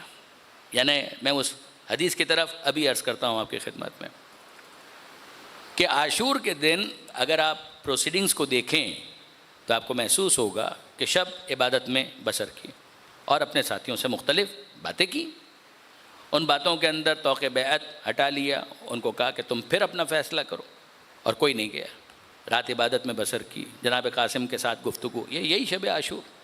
اور پھر اس کے بعد وہ وقت آیا کہ جب نماز صبح کے لیے آمد کیے، اذان صبح ہوئی علی اکبر علیہ السلام کی آواز میں، اور امام نے نماز جماعت کا اہتمام کیا. عاشور کے دن یہ واحد نماز ہے جو نسبتاً سکون سے ادا ہوئی. سکون سے امام نے یہ نماز سکون سے ادا کی. اور پھر اس کے بعد امام نے بعض دعائیں پروردگار عالم کی بارگاہ میں پیش کی. انتا ثقتی، اے پروردگار تجھی پر میرا بھروسہ ہے، تو ہی میری امید کا مرکز ہے. بہت دعائیں ہیں کہ جو جناب امام مظلوم نے اس موقع پر پروردگار عالم کی بارگاہ میں پیش کی. اب اس کے بعد ایک وقت آتا ہے کہ جب امام مظلوم ناکہ منگواتے ہیں. ناکہ خود امن اور سلامتی کی علامت ہے. فرس یا گھوڑا وہ جنگ کا رہوار مانا جاتا ہے کہ جنگ کی سواری ہے، مگر یہ ناکہ اس کو امن کی علامت کے طور پر پیش کیا جاتا ہے. امام نے ناکہ منگوایا اور اس ناکے پر بلند ہوئے، اس کو ممبر بنایا اور گئے اور جا کر ایک خطبہ ارشاد فرمایا. اس خطبے میں یہ حدیث بھی امام نے پڑھی ہے، ابھی میں عرض کرتا ہوں. امام نے اس خطبے میں آغاز میں یہ ارشاد فرمایا کہ اے لوگوں، ایھا الناس اسمعوا قولی، میری بات سنو، میرے معاملے میں جلد بازی کا مظاہرہ مت کرو، تمہیں پچھتانا پڑے گا. تم جلد بازی کا مظاہرہ مت کرو، میرے بارے میں غور کرو، میری بات کو سنو، جو حق مجھ پر ہے میں اس کو ادا کر لوں، میں تمہیں نصیحت کر لوں، پھر اس کے بعد تم دیکھو. اگر تم میری بات کو قبول کرتے ہو، ان صدقتمونی، اگر تم میری بات کی تصدیق کرو اور میرے ساتھ انصاف سے کام لو، تو تمہیں اندازہ ہوگا کہ تمہارے پاس مجھ سے لڑنے کی کوئی جسٹیفیکیشن نہیں ہے. یہ کون کہہ رہا ہے؟ وہ حسین کے جس کو پتہ ہے کہ مجھے شہید کیا جائے گا. مگر اس کو کہتے ہیں اتمام حجت. وہ جو حسین کہہ کر چلے تھے کہ انما خرجت لطلب الاصلاح فی امت جدی، میں اپنے جد کی امت کی اصلاح کے لیے نکل رہا ہوں، میں امر بالمعروف کے لیے نکل رہا ہوں، میں نہی عن المنکر کے لیے نکل رہا ہوں. وہ حسین اپنے وظیفے کو پورا کرنا چاہتا ہے. اے میری قوم، میری بات سنو، اگر تم میرے ساتھ انصاف کرو گے تو تمہیں اندازہ ہوگا مجھ سے لڑنے کی تمہارے پاس کوئی جسٹیفیکیشن موجود نہیں. اور پھر بھی اگر تم میری بات قبول نہ کرو اور انصاف نہ کرو تو پھر تمہارے لیے کیا مشکل ہے؟ اپنے امور کو مجتمع کرو اور پھر میرے خلاف تلواروں کو بلند کرو، لہراؤ اور مجھ پر حملہ آور ہو جاؤ اور مجھے تہہ تیگ کر دو. جب امام کی بات یہاں تک پہنچی تو خیموں سے گریے کی آواز بلند ہوئی. یعنی امام جب خطبہ دے رہے تھے تو اس طرح سے درمیان میں تھے کہ لشکر اعداء وہ خطبہ سن سکیں اور خیموں کے اندر بیبیوں تک بھی وہ آواز جا رہی تھی. حضرت عباس، جناب علی اکبر ساتھ تھے. اور جب گریے کی آواز بلند ہوئی تو امام حسین نے کہا کہ اے بیٹا علی اکبر، اے بھیا عباس، جاؤ خیموں میں بیبیوں کو بتاؤ اور ان سے کہو کہ کچھ دیر کے لیے گریے کو موقوف کر دیں، رونے کے لیے بعد میں بہت مواقع آنے والے ہیں. یہ الفاظ امام کے، طبری نے بھی اس خطبے کو نقل کیا ہے کہ رونے کے لیے بعد میں بہت مواقع آنے والے ہیں. اور جب گریہ تھما تو پھر امام نے ان کے سامنے گفتگو کو آگے بڑھایا. حمد پروردگار، پیغمبر اکرم اور ان کی آل پر درود.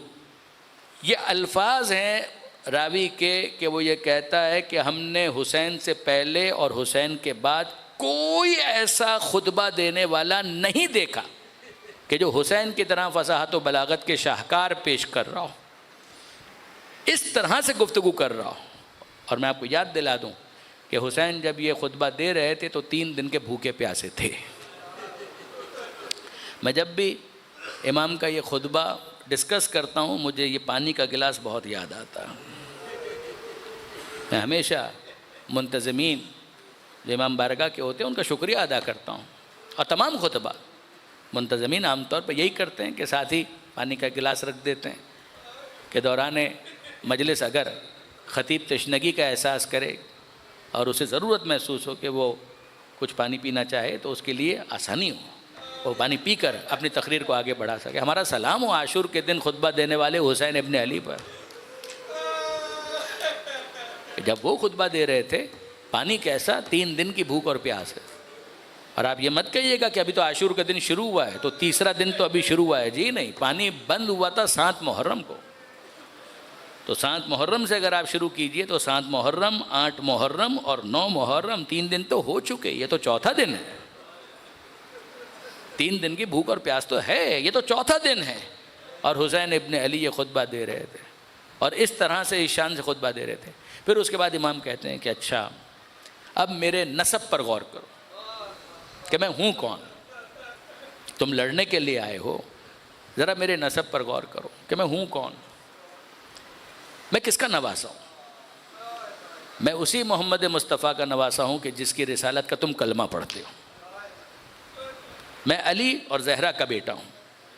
میں اس وسیع مصطفیٰ کا بیٹا ہوں کہ جس نے سب سے پہلے پیغمبر اکرم کی تصدیق کی. جو کچھ بھی وہ خدا کے پاس سے لے کر آئے اس کی تصدیق کرنے والے علی، میں اس علی کا بیٹا ہوں. میں زہرا کا بیٹا ہوں. میرا تعلق جعفر طیار کے ساتھ کیا ہے؟ وہ میرے چچا ہیں. میرا تعلق حمزہ کے ساتھ کیا ہے؟ وہ میرے بابا کے چچا ہیں، میرے نانا کے چچا ہیں. ذرا غور تو کرو کہ میرا ربط اور میرا تعلق کیا ہے. پھر اس کے بعد بتاؤ کہ کیا ان تمام تر نسبتوں کو سننے کے بعد بھی تمہارے لیے جائز ہے کہ تم میرے خلاف تلواریں لہراتے ہوئے میدان میں آ جاؤ. یہ امام نے نسبت کے تعلق سے بات کی ہے. اور اب دوسرا فیز شروع ہوتا ہے اس خطبے کا. امام کہتے ہیں چلو الفاظ میرے ہیں، میرے نسب کو بھی ایک طرف رکھو، میرے نسب کو بھی ایک طرف رکھو کہ میرا تعلق رسول اللہ کے ساتھ کیا ہے چھوڑ دو. میرا تعلق علی اور زہرا کے ساتھ کیا ہے اس کو بھی نظر انداز کر دو. کیا تم تک یہ حدیث مستفیض، یہ مستفیض کے لفظ خود امام نے استعمال کیا، نہیں پہنچی ہے؟ کیا یہ حدیث تم تک نہیں پہنچی ہے جو متواتر ہے؟ کیا تم تک نہیں پہنچی ہے کہ میرے اور میرے بڑے بھائی حسن کے بارے میں اللہ کے رسول نے یہ ارشاد فرمایا کہ الحسن والحسین سیدہ شباب اہل الجنہ. کہ حسن اور حسین جنت کے جوانوں کے سردار ہیں. کیا یہ حدیث تم تک نہیں پہنچی ہے جو متواتر ہے؟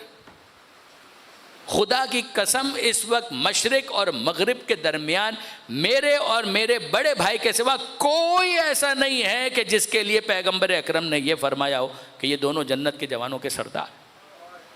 میرا بڑا بھائی شہید ہو چکا اور اب صرف اور صرف میں روئے عرض پر موجود ہوں.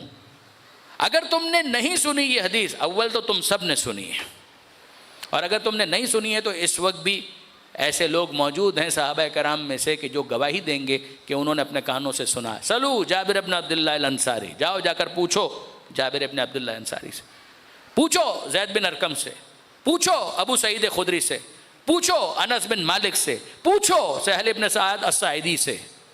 یہ سارے معروف نام ہیں، یہ سارے جابر بن عبداللہ انصاری حدیث قصہ کے راوی ہیں، کربلا کے پہلے ظاہر ہیں شہادت امام کے بعد. آپ سہیل ابن سعد الساعدی یہ وہی شخص تھے جو دمشق میں موجود تھے جب لٹا ہوا قافلہ داخل ہو رہا تھا، اور انہوں نے اپنا تعارف کروایا تھا. پوچھا لوگوں سے کہ یہ کیا ہو رہا ہے، اور جب بتایا گیا کہ حسین کو قتل کر کے ان کا سر نوکے نیزہ پر بلند کر کے لایا جا رہا ہے، تو انہوں نے سر پیٹ لیا کہ یہ امت کی یہ حالت ہو گئی ہے کہ نبی کے نواسے کو قتل کرتے ہیں اور اس کا سر نوکے نیزہ پر بلند کرتے ہیں. یہ وہی سہیل ابن سعد الساعدی ہیں کہ جنہوں نے آ کر چوتھے امام سے کہا تھا کہ فرزند رسول کیا یہ خادم آپ کی کوئی خدمت کر سکتا ہے، رسول اللہ کا صحابی.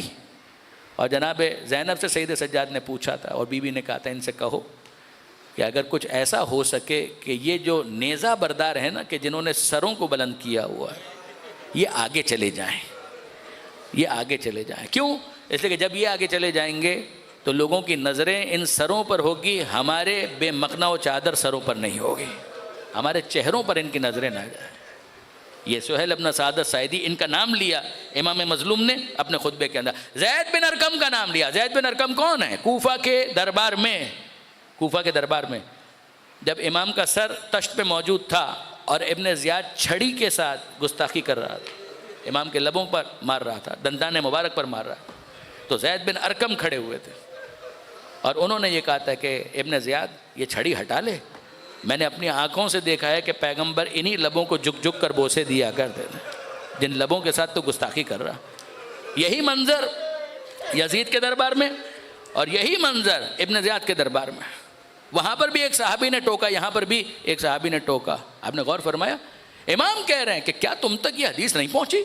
حسن اور حسین جنت کے جوانوں کے سردار. نہیں پہنچی تو پوچھو ان لوگوں سے جا کر، یہ تمہیں بتائیں گے کہ میرے اور میرے بڑے بھائی کے بارے میں اللہ کے رسول نے یہ جملہ کہا. کیا اس کے باوجود یہ حدیث کافی نہیں ہے تمہیں روکنے کے لیے کہ تم جنت کے جوانوں کے سردار کا خون بہاؤ؟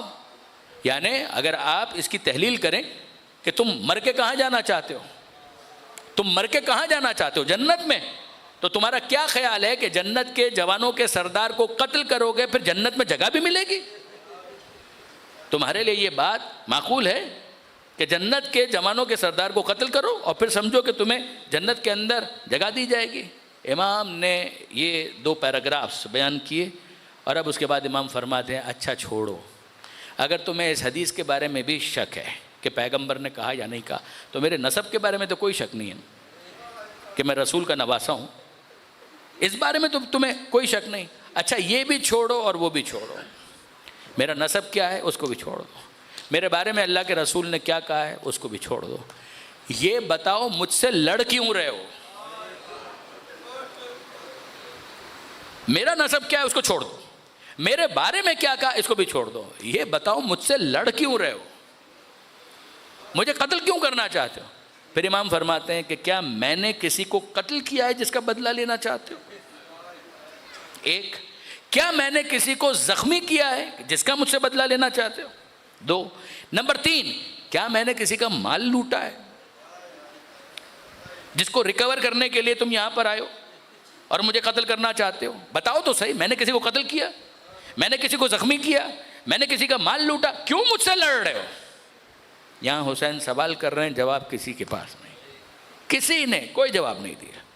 حسین ابن علی اپنے آپ کو پیش کر رہے ہیں، بتاؤ میرا جرم کیا ہے، کرائم کیا ہے، اور کسی کے پاس کہنے کے لیے کچھ بھی نہیں ہے. اور اب حسین ابن علی آگے بڑھ کر کہتے ہیں کہ پھر لڑ کیوں رہے ہو؟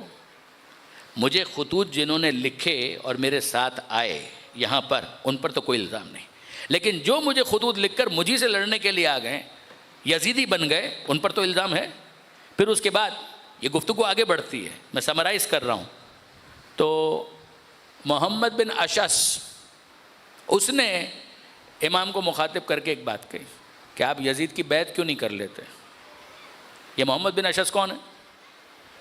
اگر آپ اس کو پہچاننا چاہتے ہیں تو ایک اور نام آپ کے سامنے لیتا ہوں، قیس بن اشعث، اور یہ بھی اگر آپ کے لیے واضح نہیں ہے تو تیسرا نام لیتا ہوں، آپ پہچان جائیں گے، جودہ بنت اشعث۔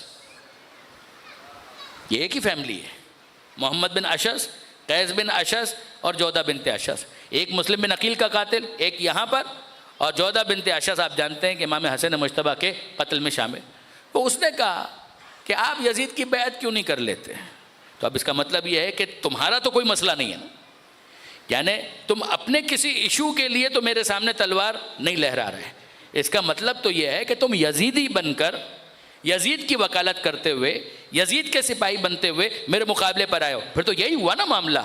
تو اب امام فرماتے ہیں کہ لا واللہ، نہیں ہو سکتا، اللہ کی قسم نہیں ہو سکتا۔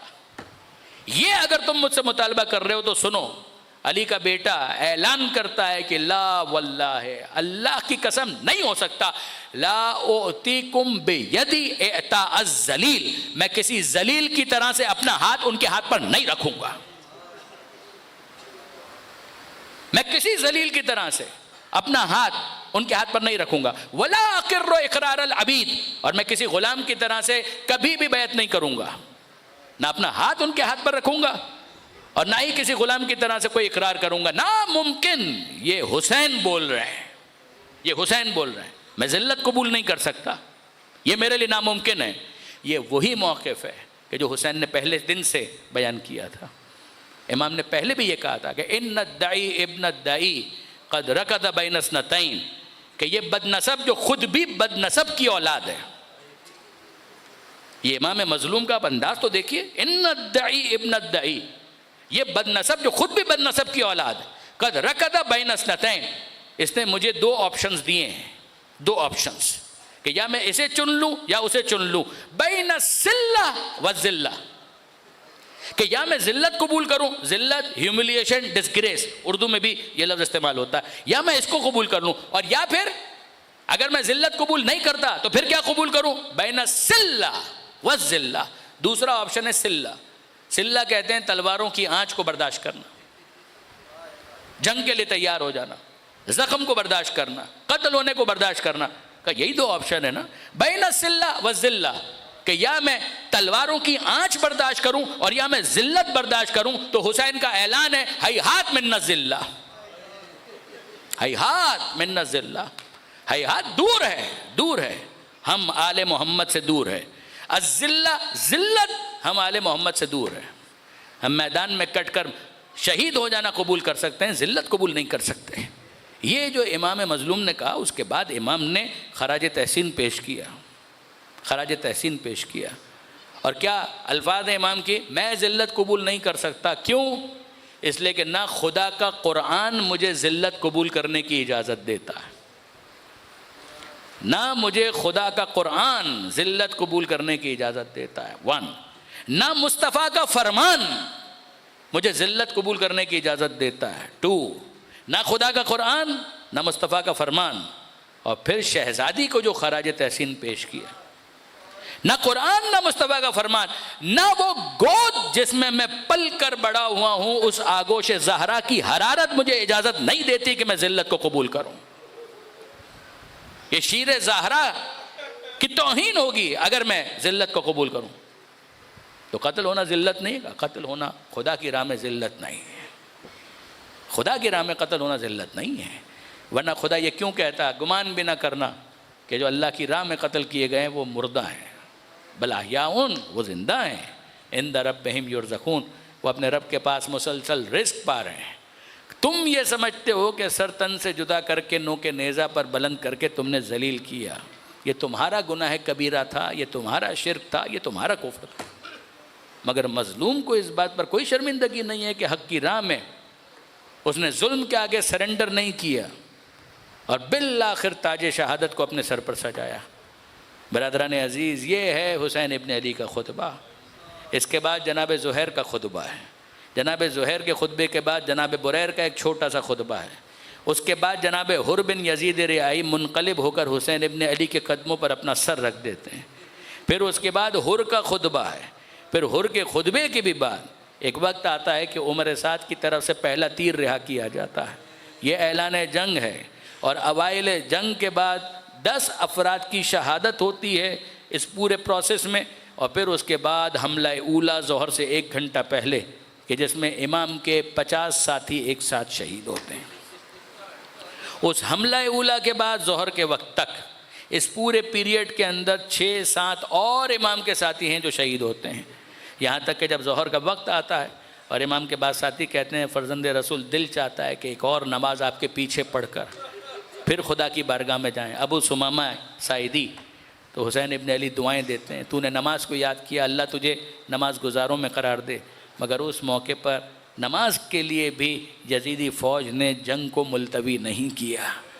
نماز ظہر منعقد ہوتے ہوتے چند اور ساتھیوں کی شہادت ہوتی ہے، جس میں حبیب ابن مظاہر بھی شامل ہیں، اور پھر امام نماز پڑھاتے ہیں تو نماز شان سے ہوتی ہے کہ سعید بن عبداللہ حنفی اپنے سینے پر 13 تیر برداشت کرتے ہیں۔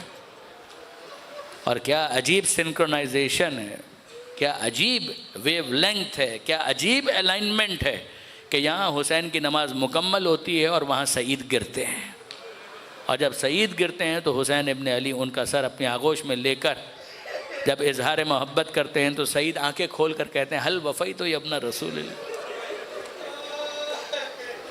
فرزند رسول اتنا بتا دیجئے میں وفادار تو رہا، میں نے وفاداری کا مظاہرہ تو کیا۔ اور حسین سند دیتے ہیں نعم قد وفیت یا سعید، اے سعید تو نے وفا کا حق ادا کر دیا۔ سعید کی شہادت ہو گئی، اور پھر کچھ دیر کے بعد حر کی شہادت ہوئی، حر کی شہادت کے بعد زہیر کی شہادت ہوئی، اور ان شہادتوں کے سلسلے کا آخری مرحلہ ہے کہ جہاں پر قرظہ عمرو ابن قرظہ انصاری کی شہادت، عابس ابن شبیب شاکری کی شہادت، شوذب کی شہادت، جون غلام حبشی کی شہادت، اور پھر واضح غلام ترکی کی شہادت۔ یہ عجیب لوگ ہیں، غلام ہیں۔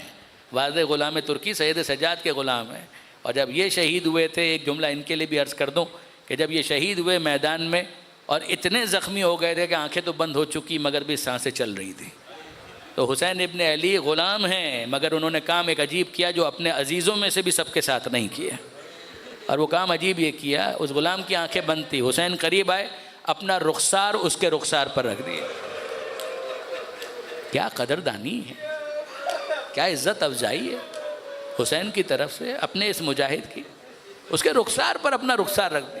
اور جب اس نے اپنے رخسار پر رخسار امامت کی حرارت محسوس کی ہے، آنکھیں کھول دی، آخری سانس آنکھیں کھول دی، اور آنکھیں کھول کر دیکھا ارے حسین نے اپنا رخسار میرے رخسار پر رکھ دیا۔ اس کے چہرے پر مسکراہٹ آئی، اور مسکراتے مسکراتے دم نکل گیا۔ یہ بھی حسین کا مجاہد ہے۔ اور پھر جب یہ سارے شہداء تاج شہادت اپنے سروں پر سجا چکے تو پھر بنی ہاشم کی باری آئی۔ علی اکبر پہلے قتیل ہیں محققین کی نظر میں، کہ جن کو حسین ابن علی نے کہا کہ جاؤ بیٹا میدان میں بنی ہاشم میں سب سے پہلے اپنی قربانی پیش کرو۔ اولاد مسلم انہوں نے اپنی قربانیاں پیش کی، اولاد عقیل انہوں نے اپنی قربانی پیش کی، اولاد جعفر اونو محمد آپ سب جانتے ہیں ان کی قربانی ہوئی، ان کی شہادت ہوئی، اور پھر اس کے بعد اولاد حسن کی شہادت، اولاد حسن کی بھی شہادت ہوئی۔ سب سے نمایاں شہادت ان میں جناب قاسم، وہ بھی آپ سن چکے، جناب قاسم کی شہادت ہو گئی، اولاد حسن کی شہادت ہو گئی، اولاد امیر المومنین کی شہادت، محمد اوسط کی شہادت، ابو الفضل عباس کے وہ بھائی جو جناب ام البنین کے بطن سے تھے ان کی شہادت، 3 بھائی اور جناب عباس خود کل ملا کر 4 ان کی شہادت۔ یہ سب شہادتیں ہو رہی تھی، حسین یہ سارے لاشیں اٹھا رہے تھے، حسین یہ سارے لاشیں اٹھا رہے تھے۔ مجاہدوں میں سے آخری مجاہد ابو الفضل عباس، آخری مجاہد ابو الفضل عباس کہ جنہوں نے اپنی شہادت پیش کی، اور حسین ابن علی کی کمر اب شکستہ ہو چکی ہے۔ حسین اپنے اس پورے سفر شہادت کو معراج پر پہنچاتے ہیں جب علی اصغر ہاتھوں میں ہے۔ حل من ناصر ینصرنا کی صدا، بچے کا اپنے آپ کو جھولے سے گرا دینا، حسین کا میدان میں لے کر جانا اور 3 بھال کے تیر سے اس ششمہ کی ضیافت۔ فَتَقَلَّبَ الصَّبِيُّ عَلَى يَدَيِ الْإِمَامِ، وہ بچہ باپ کے ہاتھ پر منقلب ہو، یہ بچہ باپ کے ہاتھ پر منقلب ہو۔ اور اب حسین ابن علی خیمے میں آتے ہیں رخصت آخر کے لیے، اور جب رخصت آخر کے لیے آتے ہیں، اب فوج کو بھی کوئی بہت زیادہ جلدی نہیں ہے، دشمن کی فوج ہے کہ اب کچھ دیر کے بعد تو حسین آ ہی رہے ہیں، ان کو ہمیں قتل کرنا ہے۔ اور حسین جب خیمے میں گئے تو جناب فضہ کو پکار کر کہتے ہیں کہ اماں فضہ ایک کام کیجئے گا، اگر ہو سکے تو فلاں خیمے کے اندر ایک صندوق ہے اور اس میں ایک لباس کہنا، ایک بوسیدہ لباس، وہ لے کر آ جائیے۔ جناب فضہ جانے لگی تو آہستہ سے کہتے ہیں اماں فضہ خیال رہے زینب کو پتہ نہ چلے، زینب کو خبر نہ ہو۔ جناب فضہ سر جھکا کر جیسا امام نے کہا تھا اس خیمے کی طرف گئیں، صندوق کھولا، لباس کہنا نکالا، اور جب آ رہی تھی تو راستے میں شہزادی زینب نظر آئی۔ شہزادی زینب بہت احترام کرتی ہیں جناب فضہ کا، آہستہ سے پوچھتی ہیں اماں فضہ کیا لے کر جا رہی ہیں؟ جناب فضہ کہتی ہیں کہ بھائی نے کچھ منگوایا ہے۔ کہ اماں فضہ بتائیے کیا منگوایا ہے؟ اب جناب فضہ کہتی ہیں گستاخی معاف شہزادی، مگر میں کیا کروں کہ بھائی نے منع کیا ہے۔ جناب زینب کو کچھ جلال آیا اور کہنے لگی اماں فضہ میرے حق کا واسطہ بتائیے کہ بھائی نے کیا منگایا ہے، مجھے دکھائیے۔ اب جناب فضہ منع نہ کر سکیں اور اپنے ہاتھوں کو آگے کر دیا۔ جب لباس کہنا دیکھا تو جناب زینب نے اپنے ہاتھوں میں لیا، آنکھوں سے لگایا، بوسہ دیا اور کہنے لگی اماں چھپانے کی کوئی ضرورت تو نہیں تھی، چھپانے کی کیا ضرورت تھی، میں اس لباس کو خوب جانتی ہوں۔ ماں فاطمہ زہرا یہ کرتا سیتی جاتی تھی اور روتی جاتی تھی، یہ تو اماں کی وصیتوں میں سے ہے کہ زینب جب رخصت آخر کے موقع پر بھائی آئے تو اپنے ہاتھوں سے یہ کرتا حسین کو پہنا دینا۔ اماں یہ عام لباس تھوڑی ہے، یہ تو کفن ہے جو حسین نے منگوایا ہے۔ جناب زینب لے کر آئیں اس لباس کہنا کو، اس بوسیدہ لباس کو، اور اپنے ہاتھوں سے حسین کو پہنایا۔ حسین بھی سمجھ گئے کہ زینب کو پتہ چل چکا ہے، اور اب جناب زینب کہتے ہیں بھیا ایک زحمت نہ ہو تو ذرا گلے سے تحت الحنک تو ہٹانا۔ حسین نے تحت الحنک ہٹایا، جناب زینب آگے بڑھیں، گلے کو بوسہ دیے۔ حسین پوچھتے ہیں زینب یہ کیا تھا؟ کہ ماں کی وصیت تھی کہ جب بھائی رخصت آخر کے لیے آئے تو اس گلے پر بوسہ دینا جس پر ظالم کا خنجر چلے گا۔ اور اب حسین کہتے ہیں کہ زینب پھر تم بھی ایک کام کرو، ذرا اپنے شانوں پر سے ردا تو ہٹانا۔ ثانیہ زہرا نے ردا ہٹائی، حسین جھک کر بازوؤں کو بوسہ دینے لگے۔ جناب زینب پوچھتی ہیں بھیا یہ کیا؟ کہ تم نے ماں کی وصیت پر عمل کیا، میں نے بابا کی وصیت پر عمل کیا۔ مجھے بابا نے کہا تھا کہ جب رخصت آخر کے لیے جانا تو زینب کے ان بازوؤں پر بوسہ دینا جس میں ظالم رسیاں باندھیں۔ جناب امام مظلوم زینب سے رخصت ہوئے اور پھر اس کے بعد سب کو سلام کرتے ہیں، اے زینب، اے ام کلثوم، بھائی کا آخری سلام قبول کرو۔ یہ بہنوں کو سلام ہو گیا۔ ازواج کو سلام کیا، اے لیلا، اے رباب، میرا سلام قبول کرو، یہ ازواج کو سلام ہو گیا۔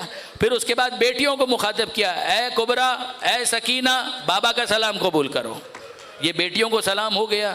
اور آخر میں فرماتے ہیں السلام علی اللہ قتل ازواجہن فی نصرتی، ان بیویوں پر بھی میرا سلام کہ جن کے سہاگ میری مدد کرتے کرتے اجڑ گئے، ان بیویوں پر بھی میرا سلام۔ اور اب جب باہر جانا چاہتے ہیں تو جناب فضہ کو پھر بلا کر کہتے ہیں، بعض مقاتل میں ہے کہ جناب فضہ کو مخاطب کر کے کہا اماں فضہ میرا کوئی حق ہے آپ پر؟ اماں فضہ میرا کوئی حق آپ پر ہے؟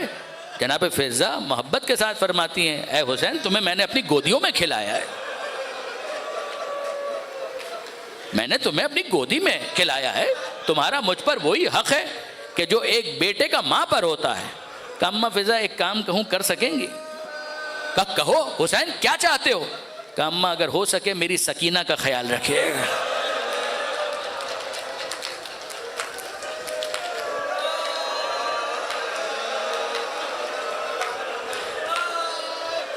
بعض علماء کہتے ہیں کہ شاید اس وصیت کا اثر تھا کہ جب سکینہ کو کوئی تماچا مارنے آتا تو فضہ اپنا رخسار آگے کر دیتی.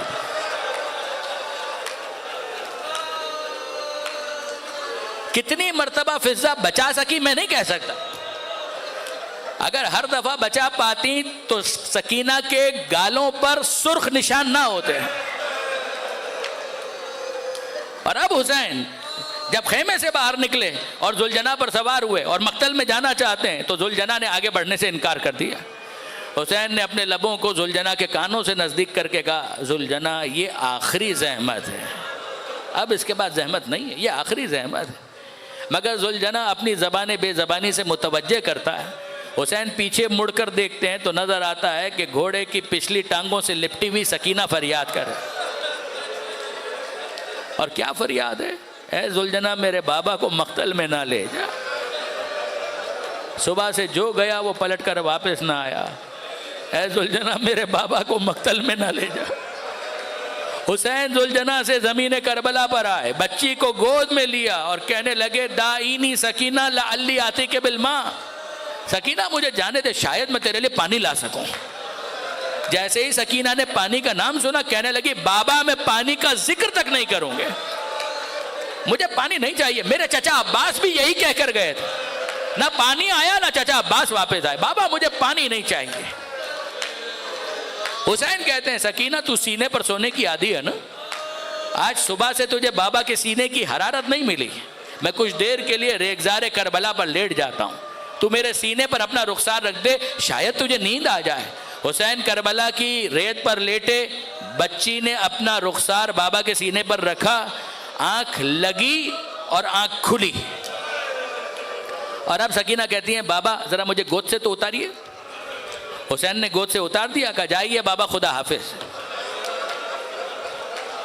جائیے بابا خدا حافظ. حسین پوچھنے لگے سکینہ ابھی تو روک رہی تھی اور اب کہہ رہی ہے خدا حافظ. کہا بابا اب نہیں روک سکتی ہے. کہا کیوں نہیں روک سکتی؟ کہا بابا ابھی آنکھ لگی تو خواب میں دادی زہرا کو دیکھا, اور دادی کہہ رہی تھی سکینہ میرے حسین کا راستہ نہ روک, وہ وقت آ گیا کہ جس کے لیے میں نے چکیاں پیس پیس کر پالا تھا, جائیے بابا خدا حافظ. اور اب حسین ذوالجناح کی پشت پر بلند ہوئے, بیٹھے اور جھم کر بیٹھے, تلوار کو لہراتے جاتے ہیں اور حملہ کرتے جاتے ہیں. علامہ رشید ترابی کے الفاظ ہیں کہ فاتح خیبر کا لال تھا کیسے نہ لڑتا, لڑا اور بڑھ بڑھ کے حملے کرنے لگا اور یہ کہہ کر لڑنے لگا اب بھوکے کی جنگ دیکھو, اب بھوکے کی جنگ دیکھو, اب پیاسے کی جنگ دیکھو, اب اس کی جنگ دیکھو جس کا جوان بیٹا علی اکبر مارا گیا, اب اس کی جنگ دیکھو جس کا جوان بھائی عباس مارا گیا. فرات کے کنارے پہنچے, رکابوں میں پیر دے کر بلند ہوئے اور لاشائے عباس کو مخاطب کر کے کہا بھیا عباس تم نے بڑے بھائی کی جنگ دیکھی؟ جب تم میدان میں لڑ رہے تھے تو میں مرحبا کہہ رہا تھا, کیا اپنے بڑے بھائی کو مرحبا نہیں کہو گے؟ لاشائے عباس سے کوئی آواز نہ آئی, مگر خیمے کے پاس سے ثانیہ زہرا پکاری مرحبا ابن رسول اللہ. اے فرزند رسول کوئی مرحبا کہنے والا نہیں ہے تو کیا ہوا, یہ ماجائی تو موجود ہے. حسین لڑ رہے تھے اور زخمی ہو رہے تھے, یہاں تک کہ صدا گونجی یا ایتھا النفس المطمئنہ, اے نفس مطمئنہ پلٹ آ. لڑتے لڑتے اور زخمی ہوئے, سر تا پا زخمی, یہاں تک کہ ہرملا کا تیر چلا, پیشانی میں پیوست ہوا, پیشانی سے خون کا فوارہ جاری ہوا, زہرا کا لال جو ڈگمگا رہا تھا اب ذوالجناح سے گرا, اور جیسے ہی زمین کربلا پر آیا اپنی پیشانی سجدے میں رکھ کر مناجات کی, الہی قد وفیت بعہدی فاوف بعہدک, مالک میں نے اپنا وعدہ پورا کیا, اب تو اپنا وعدہ پورا کر. حسین نے سجدے سے سر نہیں ہٹایا, وہ شمر کا خنجر چلا, وہ زمین کربلا کو زلزلہ آیا, وہ فرات کا پانی اچھلنے لگا اور فضا میں اعلان ہوا الی قد قتل الحسین بکربلا, الی قد ذبح الحسین بکربلا, ہائے حسین کشتہ شد.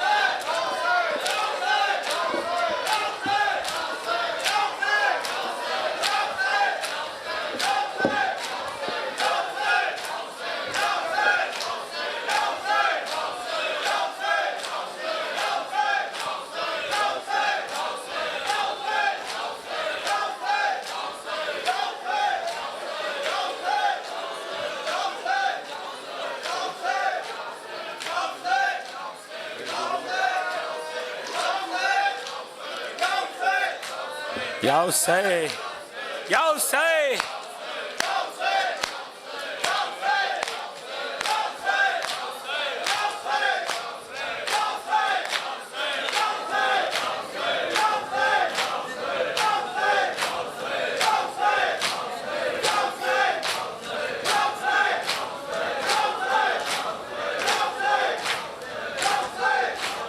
لپٹی سموں سے کرتی تھی معصوم یہ بکا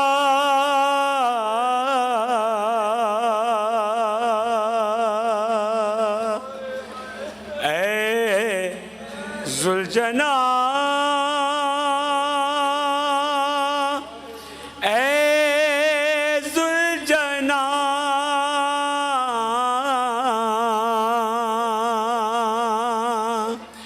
حرم سے نہ بابا کو لے کے جا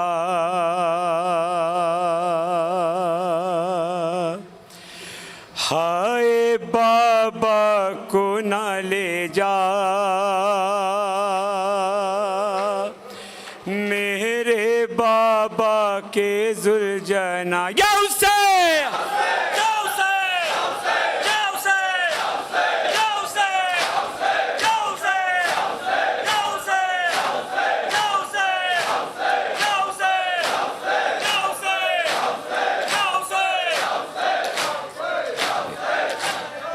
کیسا یہ غل مچا ہے ہائے ہائے جانے کیا ہو رہا ہے ہائے ہائے دیکھ پردیس میں بابا سے نہ کر ہم کو جدا یا حسین یا حسین یا حسین یا حسین یا حسین یا حسین یا حسین یا حسین یا حسین یا حسین یا حسین اتنی جلدی تو نہ کر ہائے ہائے آخری ہے یہ سفر ہائے ہائے بابا کے سینے پہ سو لینے دے سر رکھ کے ذرا یا حسین یا حسین یا حسین یا حسین یا حسین یا حسین یا حسین یا حسین یا حسین یا حسین یا حسین زخمی بابا ہے میرا ہائے ہائے امو کو نہر سے لا ہائے ہائے رسم رخصت وہ ادا کر لے تو پھر شوق سے جا یا حسین یا حسین یا حسین یا حسین یا حسین یا حسین یا حسین یا حسین یا حسین یا حسین یا حسین بین کیوں کرنا کروں ہائے ہائے کیسے خاموش رہوں ہائے ہائے سوئے مقتل میرا بابا جو ہے مرنے کو چلا یا حسین یا حسین یا حسین یا حسین یا حسین یا حسین یا حسین یا حسین یا حسین یا حسین یا حسین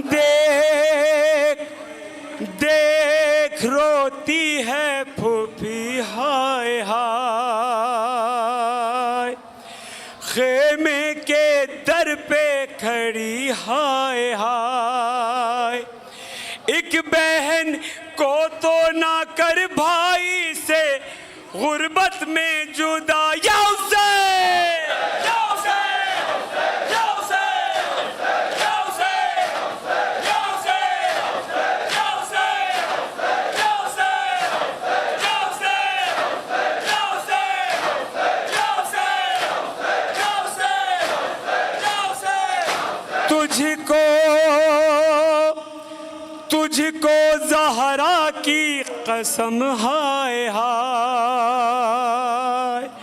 روک لے اپنے قدم ہائے ہائے، یا میری لاش کو قدموں کے تلے رونتا جا، یا حسین یا حسین یا حسین یا حسین یا حسین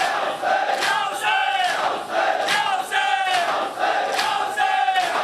یا حسین یا حسین یا حسین یا حسین۔ خشک بابا کی زباں ہائے ہائے، اس پہ یہ ریگے تپاں ہائے ہائے، سہ شب و روز کے پیاسے کے لیے پانی تولا، یا حسین یا حسین یا حسین یا حسین یا حسین یا حسین یا حسین۔ کیا ہوئی مجھ سے خطا ہائے ہائے، ذوالجنا کچھ تو بتا ہائے ہائے، باپ کے سائے کو پردیس میں سر سے نہ اٹھا، یا حسین یا حسین یا حسین یا حسین یا حسین یا حسین یا حسین یا حسین یا حسین یا حسین یا حسین۔ اب کہاں سوؤں گی میں ہائے ہائے، عمر بھر روؤں گی میں ہائے ہائے، شب کو سونے کے لیے شہ کا جو سینہ نہ ملا، یا حسین یا حسین یا حسین یا حسین یا حسین یا حسین یا حسین یا حسین۔ میں بھی ریحان کہوں ہائے ہائے، دل ہوا جاتا ہے خوں ہائے ہائے، گونجتی ہے میرے کانوں میں سکینہ کی صدا، یا حسین یا حسین یا حسین یا حسین یا حسین یا حسین یا حسین۔ گونج رہی ہے یہ صدا یا حسین،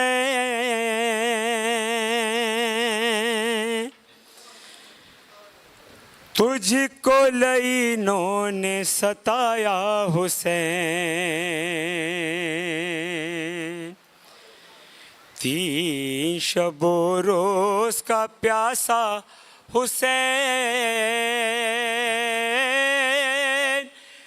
دشت بلا میں تجھے مارا حسین، یا حسین یا حسین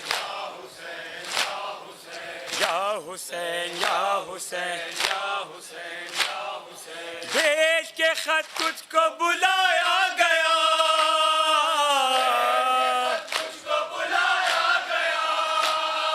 بھیج کے خط تجھ کو بلایا گیا،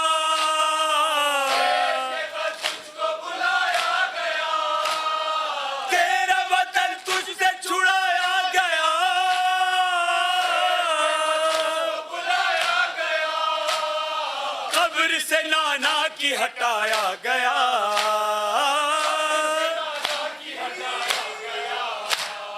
رہرو و تسلیم و رضا یا حسین کرب و بلا گھیر کے لائے تجھے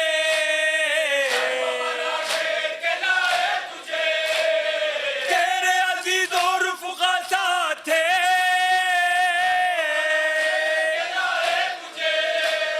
نہر سے خیمے بھی ہٹائے گئے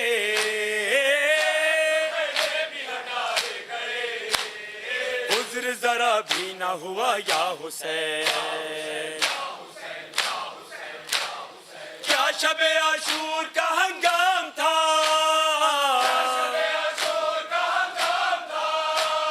سارا جہاں لرز بر اندام تھا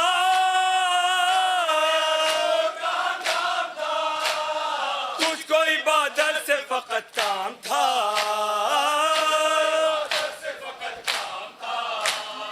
کرتا رہا ذکر خدا کا حسین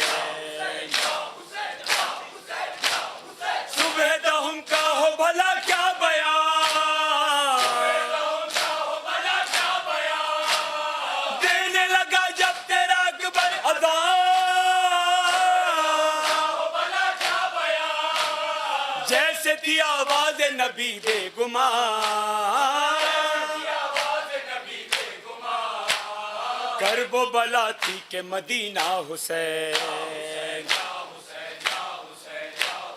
ثانی زہرا کا برا حال تھا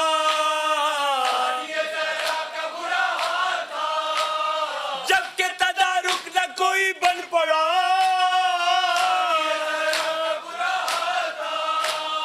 اون محمد کو فدا کر دیا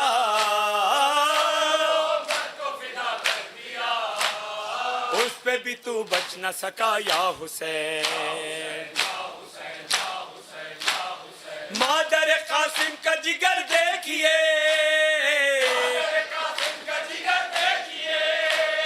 جذبہ ایمان کا اثر دیکھیے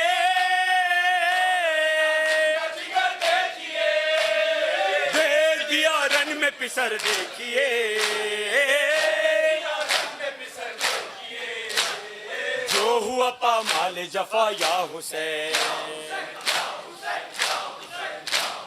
حضرت عباس بھی مرنے چلے نہر پہ جرار کے بازو کٹے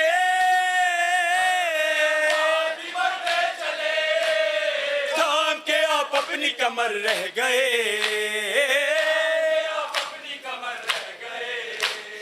ہو گئی چپ رو کے سکینہ حسین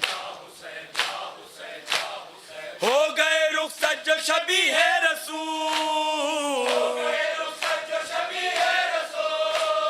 اب شہ بے کس سے بہت دل ملول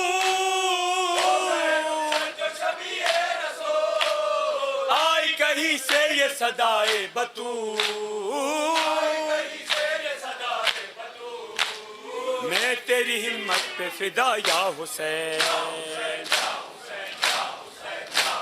نصرت بے شیر پہ جانے فدا بھیجے ہوئے تیر بڑا ہرملا قطع کلام شہ والا ہوا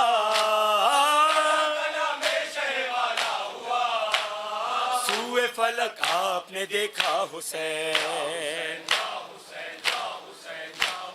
ڈھل گیا دن اور قریب عائشہ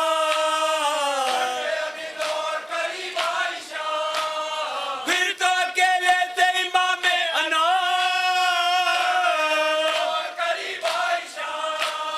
دے دیا سر ختم کیا اپنا کام دین نبی خوب بچایا حسین آپ کا عزت ہے بہت دل فگار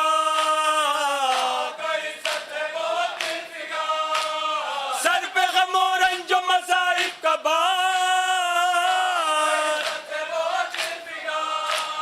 مستحق لطف کرم حال زار آپ کا مل جائے سہارا حسین